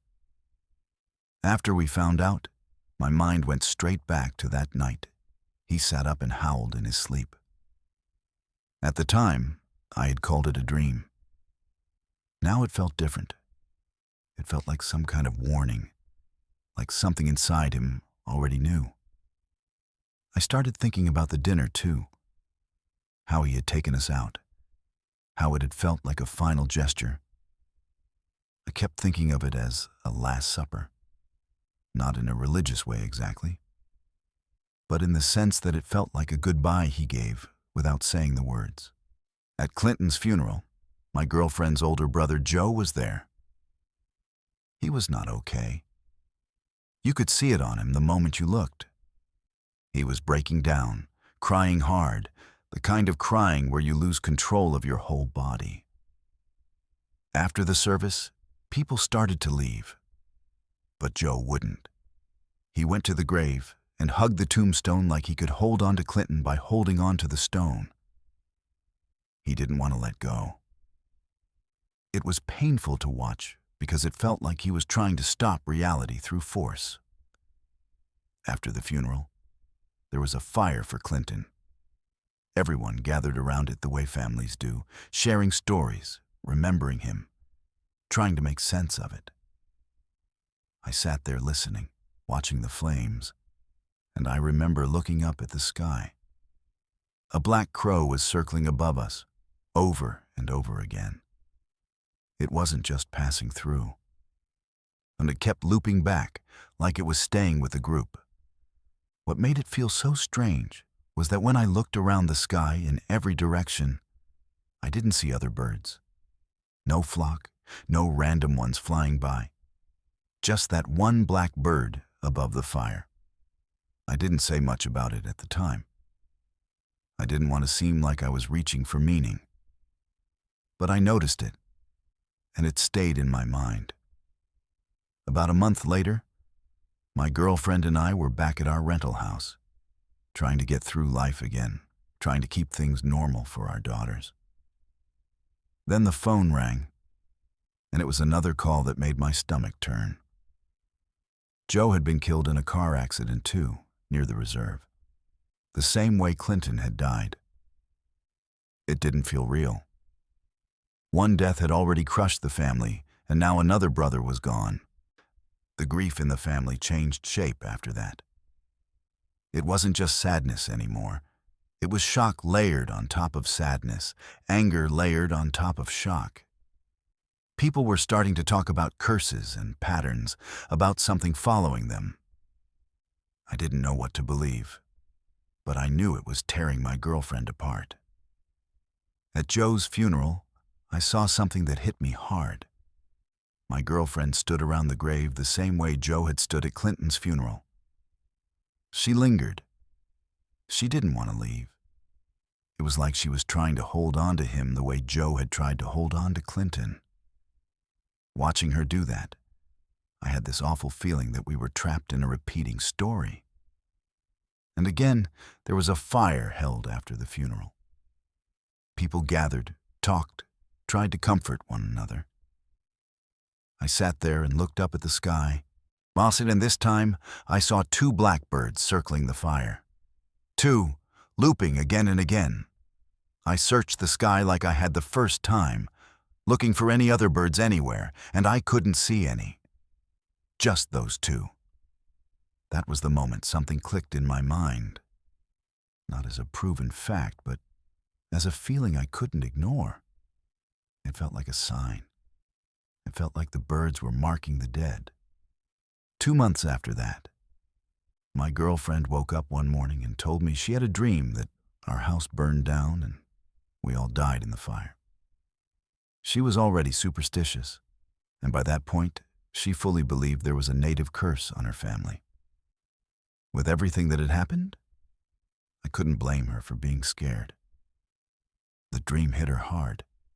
She couldn't shake it. She said she didn't want the girls in the house. So she packed up the kids and decided to stay at a friend's place for a night or 2, just to calm down and get away from the feeling. I stayed behind. I remember feeling frustrated, not at her fear, but at the constant pressure we were under. We had grief, we had money problems, we had 2 little kids, and now we had this fear hanging over us like a storm cloud. While she was away, I ran into an old high school friend named Tim. Tim and I both loved music. We used to talk about bands and songs. And like a lot of people, we had this dream of just playing loud and forgetting life for a while. When I told him my girlfriend and the kids were away for the night, he suggested we jam at my place. It sounded like a good distraction. So we went back to the house, set up, and played for hours. We weren't doing anything crazy, just music, noise, trying to feel normal. It got late. Tim eventually went home. I was tired and I passed out on the couch. The next morning, I went to work like usual. About an hour into my shift, I got a call that my house was on fire. I remember my heart going cold. For a second, I couldn't even understand the words. Then I left immediately and rushed back. When I arrived, it looked unreal, like a scene from a movie.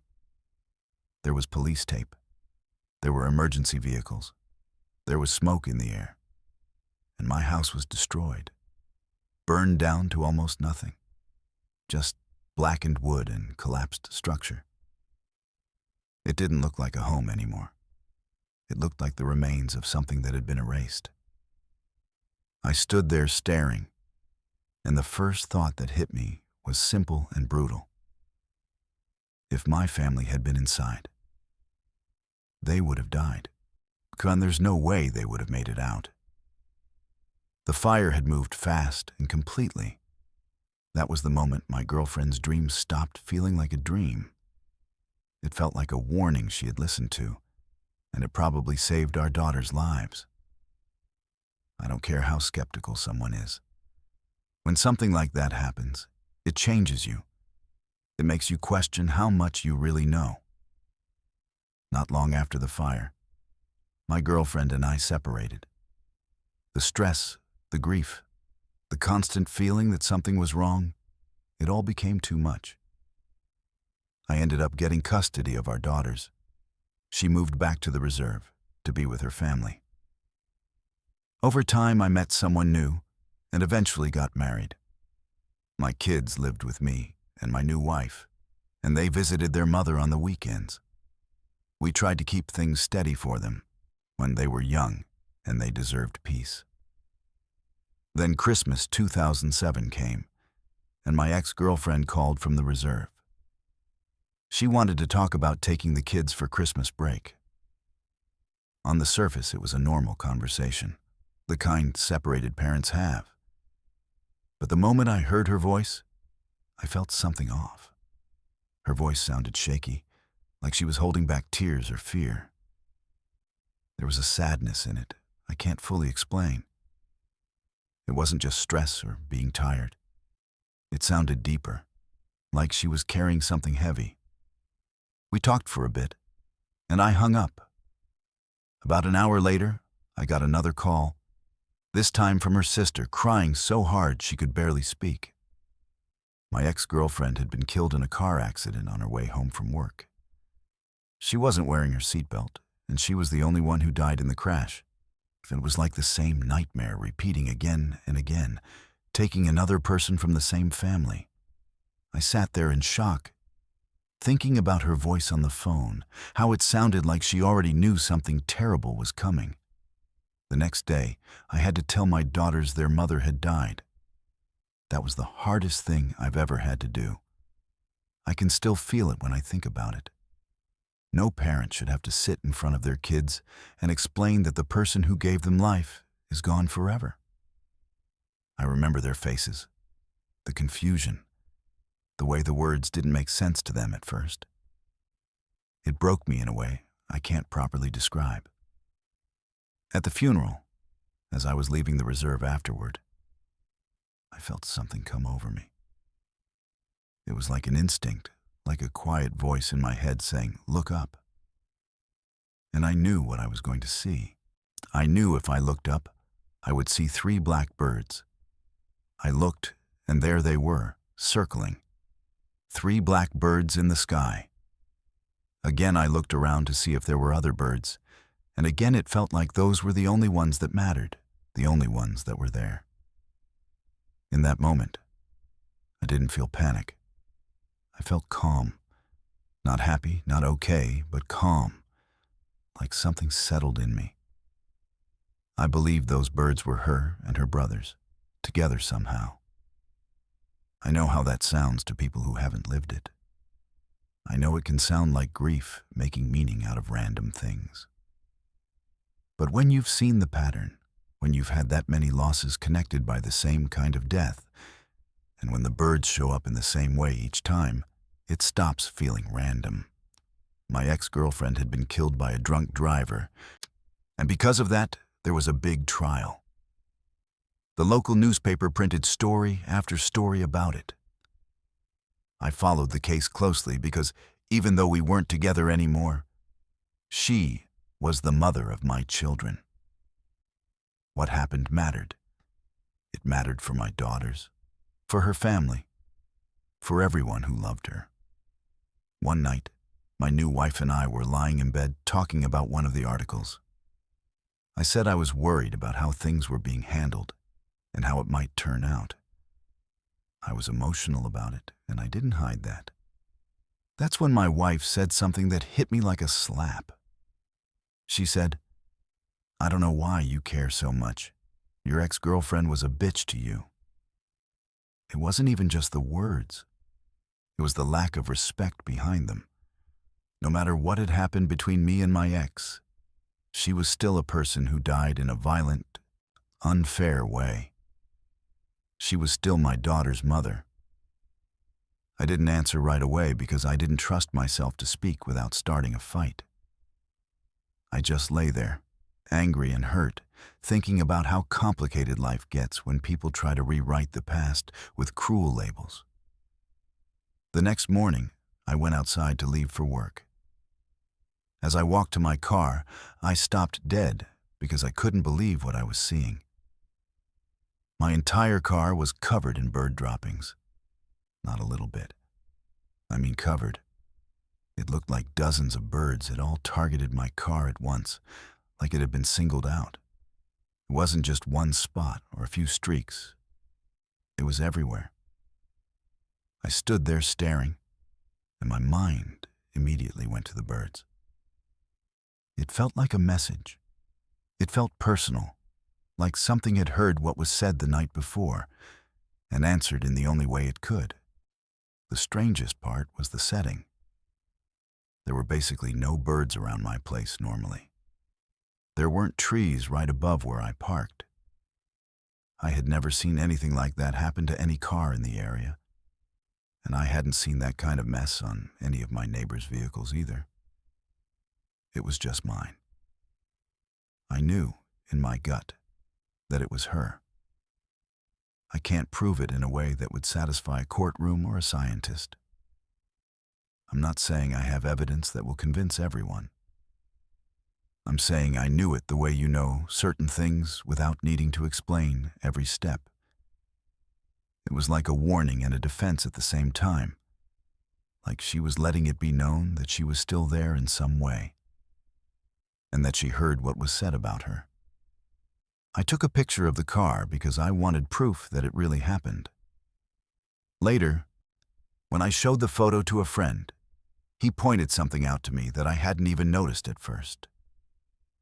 He asked me to look closely at the mirror on the car door in the picture. There was something in the reflection that looked odd. Something that didn't seem like it should be there. I'm not going to claim I know exactly what it was, but it gave me the same feeling I'd had so many times during that period. A mix of fear and certainty. Like the world was bigger than what I could easily explain. After everything that happened, Clinton's death, Joe's death, the dream, the fire, my ex-girlfriend's death, the birds at the fires, the birds in the sky, and then that morning with the car, I can't look at blackbirds the same way. They mean something to me now, and I don't think that will ever change. When I see them, I don't just see birds. I see a pattern, a warning, a presence. I see a year of my life that felt like it was filled with signs I didn't understand until it was too late. I know people will have their opinions. Some will say it's coincidence. Some will say grief makes you connect dots that aren't connected. Maybe that's true for some stories. But this is my life, my family, and what I saw and lived through. All the events of those years build into a bigger picture for me now. And whether anyone else believes it or not, I do. Story 12. This happened when I was a teenager, during a time in my life when I didn't really think much about consequences or things I couldn't explain. It's not something I talk about often, not because I've forgotten it, but because it still makes me uncomfortable in a way I can't fully describe, even now. Years later, I avoid thinking about it too deeply. But it's also the reason I stay as far away as possible from Ouija boards, and why I always warn people I care about not to mess with them, no matter how harmless they might seem. I grew up in a big city, the kind of place where there was always noise, always something happening, and not always in a good way. My neighborhood wasn't the safest, and most people just kept to themselves. As teenagers, my friends and I were always looking for somewhere quiet, somewhere we could escape the chaos for a while. That's how we ended up spending so much time in a cemetery not too far from where we lived. It sounds strange now, and maybe even a little disturbing. But back then, it didn't feel that way. To us, it was just a place where no one bothered us. It was peaceful, quiet, and far removed from everything else. Of course, there were old trees, worn-down headstones, and long stretches of grass where we would sit and talk for hours. Sometimes we joked around, sometimes we talked about serious things, and sometimes we just sat there in silence. The three of us were really close. For the sake of this story, I'll call them Jake and Kyle. We spent almost every day together after school. We trusted each other, laughed a lot, and never really expected anything bad to happen to us. We felt invincible in that careless way teenagers often do. Over time, we started doing things just to entertain ourselves. The cemetery, with its quiet and slightly eerie atmosphere, naturally led to us talking about ghosts and spirits. At first, it was just jokes, telling fake scary stories, trying to scare each other, that kind of thing. But eventually, we got curious. We tried doing small seances a few times. Nothing serious, nothing organized. We would just sit in a circle, maybe light a candle, and ask questions out loud, half expecting something to happen and half hoping it wouldn't. Every single time, nothing happened. No sounds, no movement, no strange feelings. After a while, it just became another joke to us. Something we did for fun, not something we believed in. Then one night, we decided to bring a Ouija board. None of us really understood how it worked or whether it was even real. We had just heard about it from other people and seen it in movies. To us, it was just another way to scare ourselves a little and pass the time. That night felt like any other at first. The air was cool, the cemetery was quiet as always, and there was no one else around. And we found our usual spot and sat down with the board between us. We lit a small candle, more for the mood than anything else, and placed our fingers lightly on the planchette. At the beginning, we didn't take it seriously at all. We asked random questions, laughed at each other, and accused each other of moving the planchette even when it barely shifted. It felt like a game, nothing more. Then, at some point, one of us asked a question that changed everything. When will Jake die? I remember there was a short pause after that. Not because we were scared, but because it was the kind of question that felt a little darker than the others. Still, none of us stopped. We were teenagers, and we didn't think about things like that the way we should have. For a few seconds, nothing happened. Then, slowly, the planchette started to move, and all of us felt it. None of us could say for sure who was pushing it, or if any of us were pushing it at all. It moved across the board in a way that didn't feel random. It stopped on the number 1. Then it moved again. It spelled out weak. We looked at each other, and for a moment, there was silence. Then we all laughed. Not nervous laughter, but the kind that comes from thinking something is ridiculous. 1 week? Someone said. Yeah, right. We brushed it off almost immediately. It felt like a joke. Something we would laugh about and forget by the next day. We packed up the board, made a few more jokes about it, and went home like nothing had happened.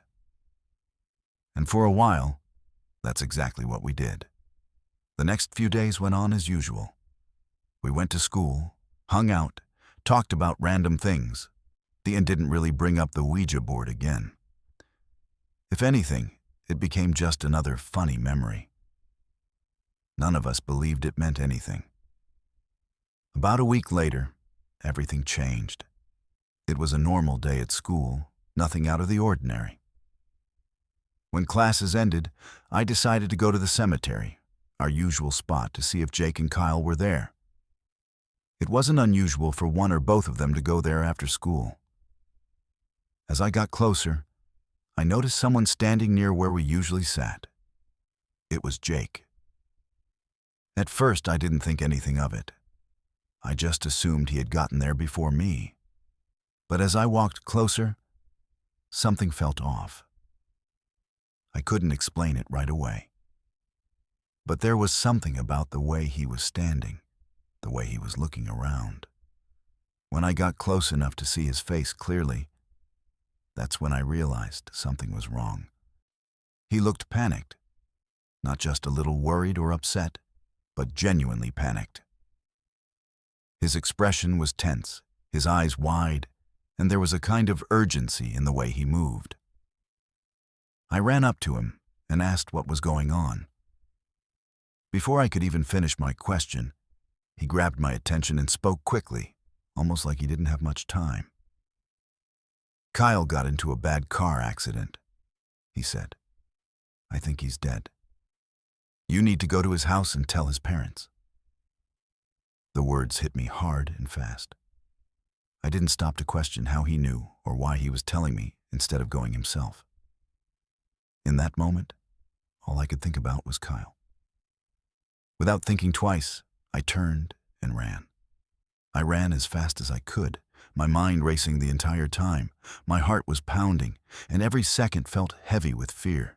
I kept imagining the worst, picturing Kyle hurt or worse, and it pushed me to run even faster. When I finally reached his house, I saw 2 police cars parked outside. My heart dropped instantly.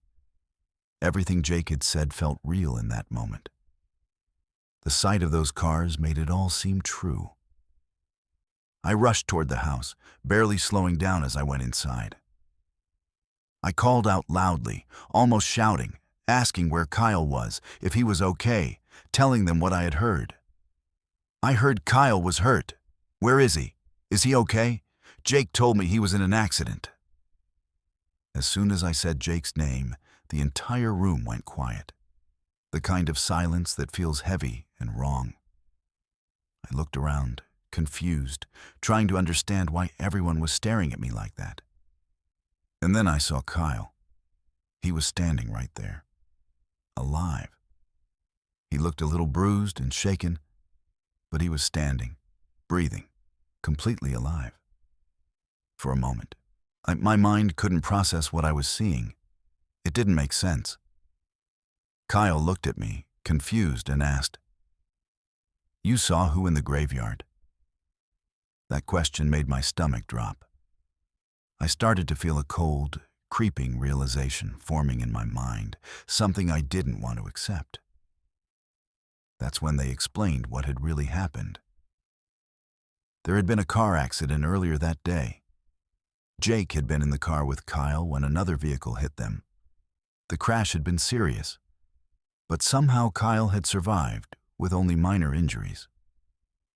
Jake hadn't. He had died in the accident. By the time I had gone to the cemetery and seen him standing there, by the time he had spoken to me and told me to go to Kyle's house, he was already dead. I didn't know what to say. I didn't know what to think. Everything felt unreal, like I had stepped into some kind of nightmare that didn't follow normal rules. I kept replaying the moment in my head. The way he looked, the panic in his voice, the urgency of his words. It had all felt so real, so normal, like I was just talking to my friend. There had been nothing about him that made me think something was wrong in that way. No signs that he wasn't alive, no strange behavior beyond the panic about the accident. And yet, it couldn't have been him. At least not in any way I could understand. The memory of the Ouija board came back to me then, hitting me harder than it had before. The question we had asked, the answer we had laughed at. 1 week? It had been exactly that. I still don't know what I saw that day. I don't know if it was my mind trying to process something it couldn't handle, or if it was something else entirely. I've thought about it more times than I can count, and I've never found an explanation that feels right. All I know is what I experienced. And it was enough. Since that day, I've never touched a Ouija board again. I don't go near them, I don't joke about them, and I don't let people around me treat them like harmless toys. Maybe it was all just a coincidence. Maybe there's a logical explanation for everything that happened. But I've never been able to convince myself of that. And honestly, I'm not sure I want to. Story 13. I was 17 when my dad moved into a new house. My parents had already been divorced for a few years by then, and we had gotten used to splitting time between homes. My dad had this habit of buying old, run-down houses that most people didn't want, fixing them up, yes, and then either selling them or renting them out for much more than they were worth before. It was something he was really good at. And over time, it almost became normal for us to walk into places that felt a little worn out at first, and slowly watch them turn into something better. This house was no different. It had belonged to an elderly woman who had passed away, and after her death, her family decided to sell it. When my dad bought it, it already had that slightly aged feeling to it. It wasn't completely falling apart, but it definitely felt like it had been lived in for a very long time. There were small details that made it feel that way. Old wooden floors that creaked when you stepped on them, walls that seemed to hold on to faint marks of time, and a kind of quiet that felt heavier than usual. He moved in during the winter, now when everything already feels a little more still and silent. Not long after he settled in, my two sisters and I went to stay with him for one of the first weekends. It was supposed to be a normal visit, just us getting used to the new place and spending time together. The sleeping arrangement was simple. My sisters shared one room, my dad had his own, and I had a separate room to myself. That first night, everything seemed fine at the start. We talked for a bit, got ready for bed, and eventually went to sleep. Or at least, we tried to. For some reason, I had a hard time falling asleep that night. I kept waking up again and again, like my body just wouldn't fully settle. Every time I woke up, I noticed something strange. There was a sound coming from somewhere in the house. It sounded like voices, not loud, not clear, but soft and muffled. It reminded me of a TV playing in another room with the volume turned way down, just enough that you could tell people were talking, but not enough to understand what they were saying. It felt distant, like it was coming from just beyond the wall or down the hallway. At the time, I didn't think much of it. I just assumed it was one of my sisters or my dad awake late at night, unable to sleep, watching TV quietly. That seemed like the most normal explanation, and I didn't question it. Eventually, despite waking up multiple times, I managed to fall asleep properly. The next night, the same thing happened. Again, I struggled to sleep, and again, I kept waking up to those same quiet, muffled voices. It was consistent enough that I noticed it clearly, but still not strange enough for me to feel scared. And it just felt like background noise in a house where other people were awake. This went on for the next few nights whenever we stayed there. Each time, I would hear the same kind of sound. Soft, low voices, like a conversation happening just out of reach. It never got louder, never clearer, just always there when the house was quiet. After a few days, it started to bother me just enough that I decided to bring it up. One morning, while we were all having breakfast together, I casually asked if anyone had been watching TV late at night. I mentioned that I had been hearing voices and thought it might be coming from one of their rooms. The response I got made the situation feel different instantly. My dad said no. My sisters said no too. At first, I thought maybe they just forgot or didn't realize how loud it sounded in the middle of the night. But then they added something else. They had heard it too. Each of them said they had woken up at different times during the night and heard the same thing, muffled voices like a TV playing somewhere in the house. And just like me, each of them had assumed it was one of the others. That was the first moment when it stopped feeling normal. It wasn't just me imagining things or mishearing something. All of us had experienced it, and none of us had been the source. Still, We didn't jump to any extreme conclusions. It was strange, sure, but there had to be some explanation. Maybe sound was traveling from a neighbor's house. Maybe there was something in the walls or pipes that created an odd echo. We tried to make sense of it in a logical way. When that night, my dad stayed home alone. Sometime during the night, he heard the same sound. Unlike us, though, he decided to actually get up and check. He walked through the house, going from room to room, trying to find where it was coming from. There was nothing. No TV was on, no radio, no device that could explain the voices. The house was completely still and quiet, except for that faint, unexplainable sound. Even after that, the noises didn't stop. They continued over the next few weeks and months. It became something that happened regularly enough that it was almost expected, but never normal enough to ignore completely. What made it even stranger was that it wasn't just us. Guests who stayed over at the house would mention it too. Without us saying anything first, at least they would casually bring up that they had woken up in the middle of the night and thought they heard voices, like someone talking quietly in another room.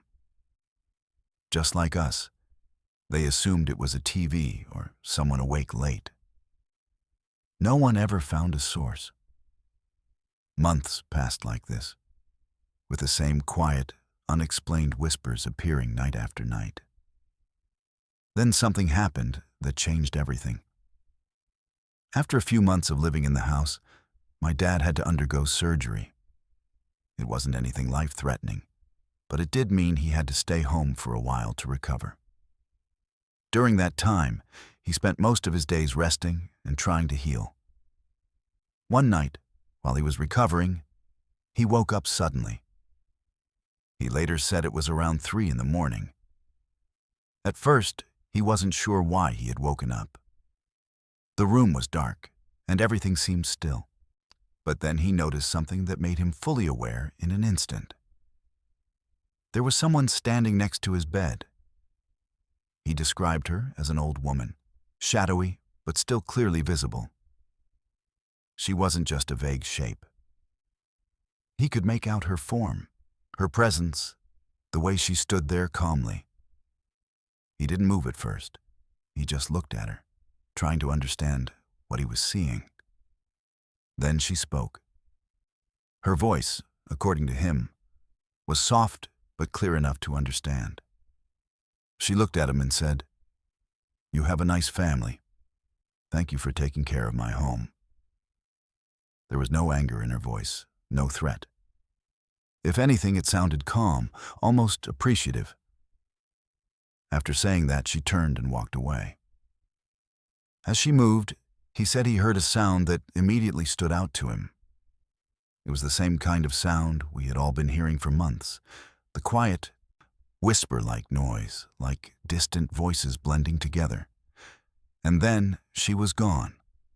The next day, he told us what had happened. He was completely serious, not joking, not exaggerating. He was the kind of person who didn't believe in things like that easily, which made it harder to dismiss. From that night on, everything changed. The whispers stopped. Completely. No more muffled voices in the middle of the night. No more strange sounds that couldn't be explained.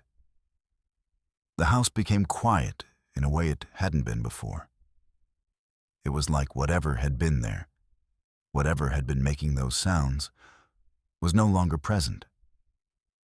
Sometime later, while going through the attic, we found a box filled with old photographs. They belonged to the family who had lived there before, including the elderly woman who had passed away. Out of curiosity, we looked through them. And that's when things took one final, unsettling turn. Among the pictures were several of the women who had owned the house. She looked exactly like the figure my dad had described seeing that night. The same face, the same presence, the same person. There was no doubt about it. Even now, I don't know what to make of it. I've tried to think of logical explanations, tried to find ways to explain the sounds, the experience, the timing of everything stopping. But nothing really fits perfectly. All I know is what we experienced, what my dad saw, and how everything changed after that one night. And it's something I've never been able to fully explain. Story 14. A few years ago, I went through something that still doesn't feel completely real when I think about it. It's one of those experiences that, even now, feels more like something that happened to someone else or something you'd watch in a movie rather than something you actually lived through. But it happened. And the details of it still stay with me in a way that's hard to shake. At the time, I was living in an apartment with a roommate. It was a pretty normal place, nothing special, just a standard unit in a larger complex. Life there was simple. I had my routine, my space, my belongings all arranged the way I liked them. It felt safe, familiar, and predictable. The kind of place where you don't expect anything unusual to happen. Everything started when the apartment complex hired a crew from out of town to do some exterior painting. They were going to be power washing and repainting the balconies, which meant they would have direct access to each unit's outdoor space. The management left notices for all the residents, explaining that anything on the balcony needed to be brought inside. The workers themselves stood out right away. They were rough around the edges, not necessarily threatening, but the kind of group that made you a little uncomfortable. Whenever I came or went, I had to walk past them, and they would stare or make small comments. Nothing extreme, but enough to make me uneasy. I tried to ignore it and just go about my day. At the time, I also had a cat. His litter box was kept out on the balcony, and since I lived on the second floor, it felt safe to leave the sliding door slightly open so he could go in and out as he needed. It had never been an issue before. It was just part of our daily routine. On the day everything started, I completely forgot that the workers would be on the balcony. And I left for work like I always did, with the sliding door slightly open. It didn't even cross my mind that someone could easily step inside. To me, it was just another normal day. When I came home later, before my roommate had returned, I walked into the apartment and immediately noticed something that didn't make any sense. There was a very personal item of mine sitting out in the open. It was placed on the ledge of our fish tank, which was one of the first things you saw when you walked through the front door. It wasn't something that would ever naturally be there. It was something I kept hidden away in my underwear drawer, in a place no one would casually come across. For a moment, I just stood there staring at it, trying to process what I was seeing. My first thought was that my roommate had done it as some kind of joke, on what seemed like the only explanation that made sense, even though it was a strange and inappropriate one. I remember feeling a mix of confusion and annoyance more than anything else at that point. But when I checked with him, he had no idea what I was talking about. That's when the feeling in my chest shifted. I started to feel uneasy, but I tried to stay rational. I looked around the apartment, expecting to find other signs that something was wrong. Drawers opened, things missing, something out of place. But everything else looked normal. There was cash in the same drawer where the item had been. There was also a small amount of marijuana there. Both of those things were completely untouched. That didn't make sense. If someone had broken in, why go through my personal drawer, ignore anything valuable, and then take something private just to place it out in the open like that?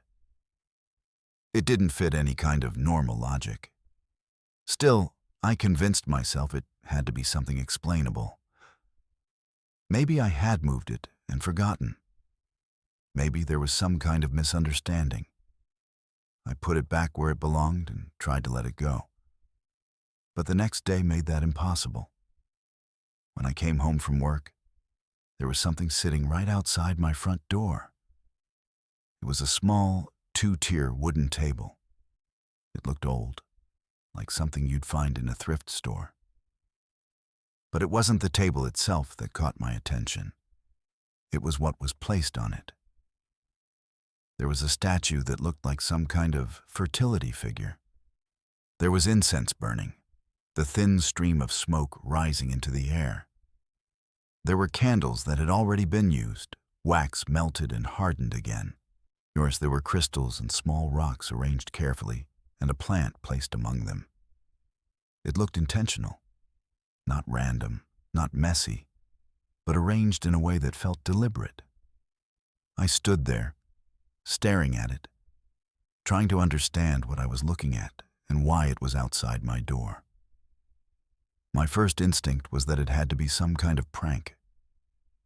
I immediately started knocking on my neighbors' doors, asking if they had seen anyone place it there or if they had anything to do with it. No one knew anything. No one had seen anyone. That made things worse. I then started calling friends, anyone I could think of who might be capable of pulling a prank like this. I told them straight up that I was going to call the police and have the items checked for fingerprints, hoping that would make someone admit it if it was a joke. And every single person I spoke to denied it. Not just casually, but seriously. They all told me the same thing, that it wasn't them, and that I needed to call the police right away. That's when the fear really started to settle in. I didn't feel safe going inside alone, so I stayed in my car and waited for my roommate to get home. He was the kind of person who made you feel protected just by being there. Strong, calm, and always looking out for me like family. When he arrived, we went inside together and called the police. They told us it would take about an hour for someone to get there. While we waited, we started looking around the apartment more carefully. That's when we noticed more things were wrong. There were 2 small picture frames that had been sitting on the windowsill. The photos inside them were gone. One had been a picture of me and my son. The other was of me and my best friend. The frames were still there, but the pictures had been removed. I felt a chill run through me. I went into my bedroom, and that's when I saw it again. The same personal item from the day before was now placed on my bed. At that point, any idea that this was a coincidence or a misunderstanding was gone. If this had been a movie, that would have been the moment where someone would run out of the house and never come back. But when you're actually in that situation, it doesn't feel that simple. You're surrounded by your own belongings, your own space, and your mind keeps trying to find a logical explanation. You keep thinking someone will suddenly admit it's a prank. But no one did. When the police arrived, they took the situation seriously, and they looked at everything, took fingerprints, and paid special attention to the setup outside the door. One of them told me, very clearly, that I should be concerned. They suggested that I consider moving. That was all I needed to hear.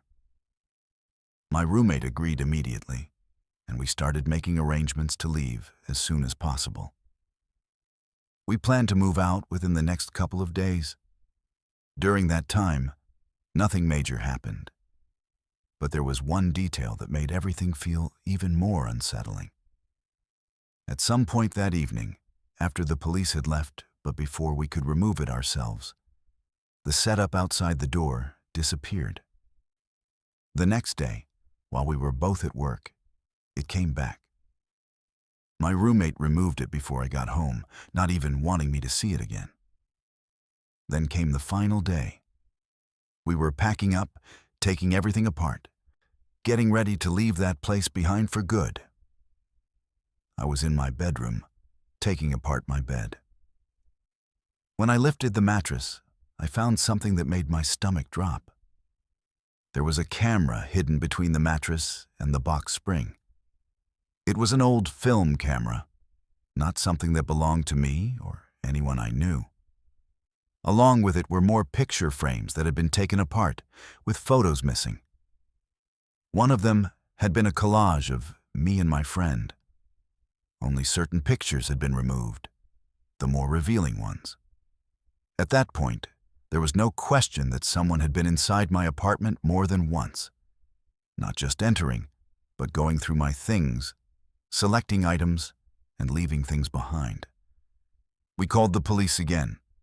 They came, documented everything, and took the camera as evidence. I made one specific request. When I asked them not to tell me what was on the film if it was ever developed, unless it was absolutely necessary. I never heard anything back. To this day, I have no idea what was on that camera. The police believed it was likely someone from the painting crew. It made sense in a way.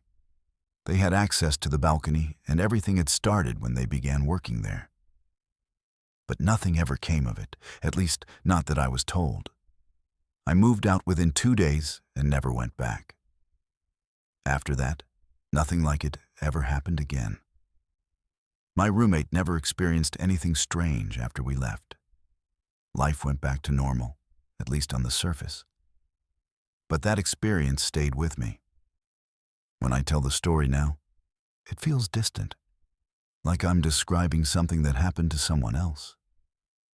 There's a kind of numbness to it, like my mind still hasn't fully accepted it as something real. But at the same time, the details are too clear, too specific to ignore.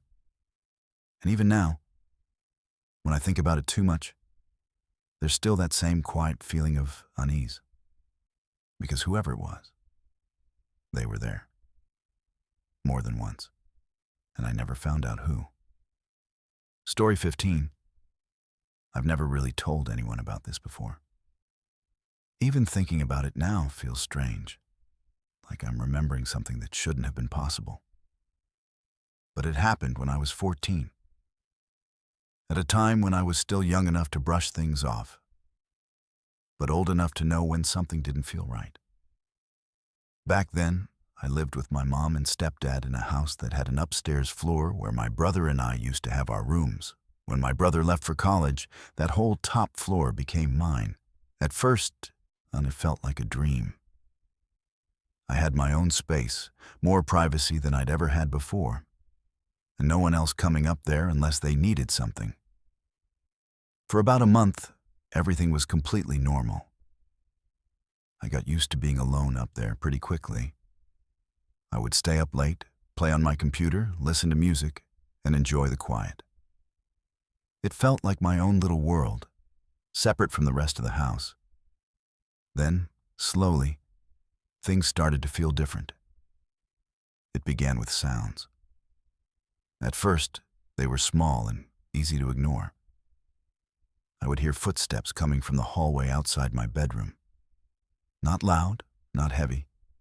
Just the kind of quiet, steady steps you'd expect from someone walking normally.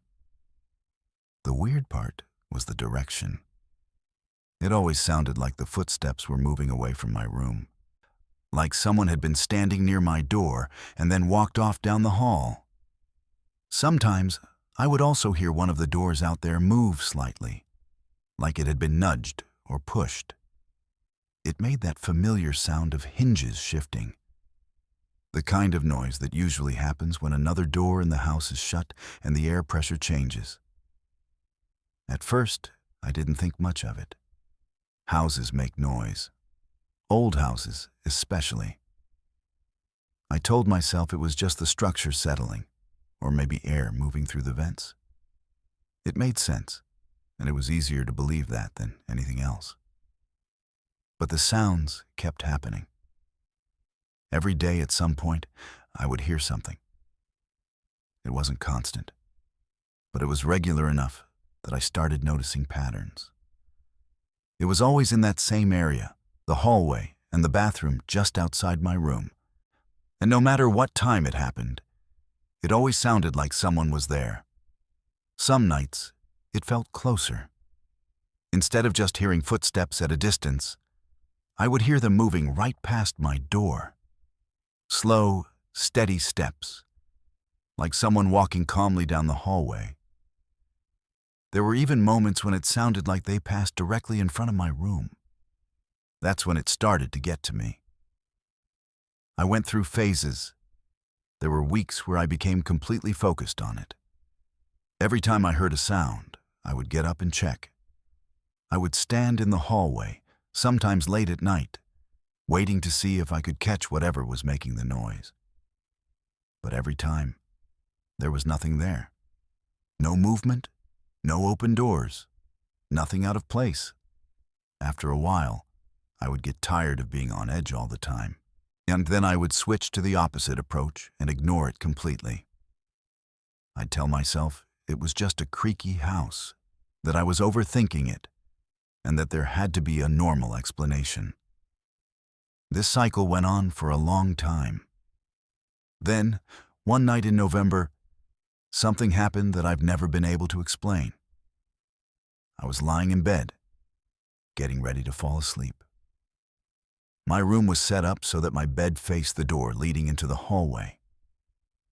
Right next to that door was my computer desk, and on it was a small blue light near the power button that stayed on even when the computer was off. It wasn't bright, but it was noticeable in the dark. I remember turning my head slightly so I could see the door as I drifted off.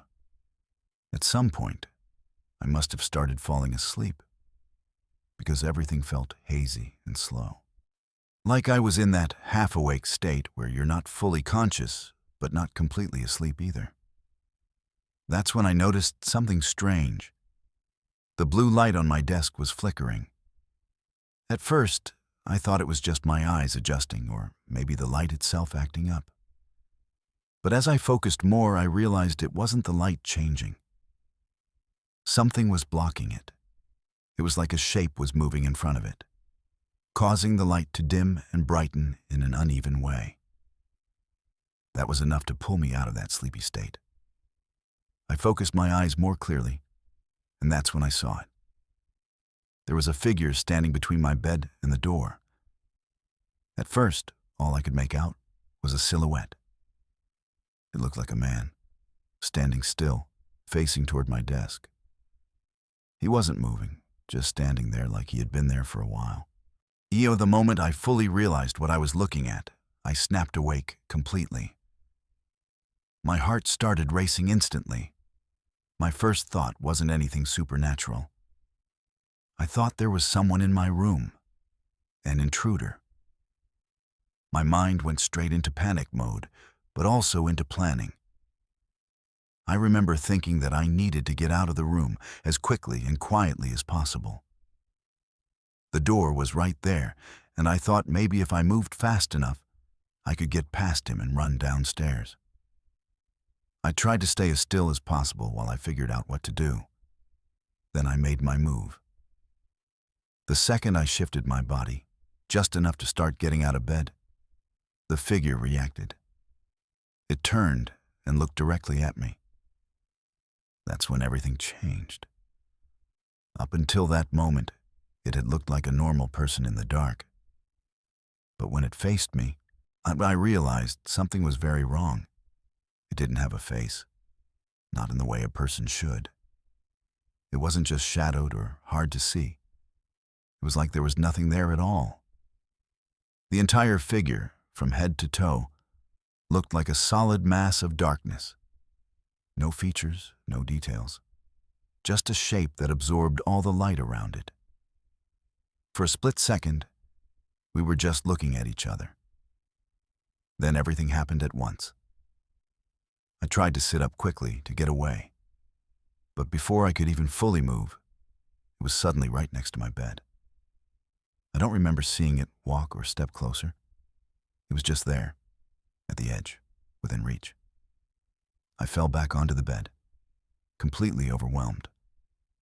My body felt wrong, like I had suddenly lost control over it. It wasn't just fear, it felt physical, like something had been done to me. The best way I can describe it is that it felt like being drugged. Like something had instantly taken away my strength and ability to move. My limbs felt heavy, unresponsive, and no matter how hard I tried, I couldn't force them to work. I tried to scream. I wanted to call for my mom or my stepdad, anyone who could help. But when I opened my mouth, nothing came out except weak, broken sounds. Small squeaks that didn't even sound like words. The whole time, I was staring at it. It reached out its hand. I remember that clearly. A dark, shapeless hand moving toward my face. When it touched me, it covered my eyes completely. I blinked, and it was gone, just like that. No movement, no fading away, nothing. 1 second it was there, and the next it wasn't. At the same time, the feeling in my body disappeared. I could move again, speak again, breathe normally. I jumped out of bed immediately, my heart pounding harder than I had ever felt before. The room was empty. There was no one there. But the door was open. That detail has stayed with me more than anything else. I clearly remember closing that door before going to sleep. I remember seeing it shut, knowing it was closed. But when I got up, it was open wide enough for someone to have walked through. I stood there for a long time, trying to make sense of it, trying to convince myself that I had imagined it. Eventually, I closed the door again and got back into bed, even though I didn't sleep properly for the rest of the night.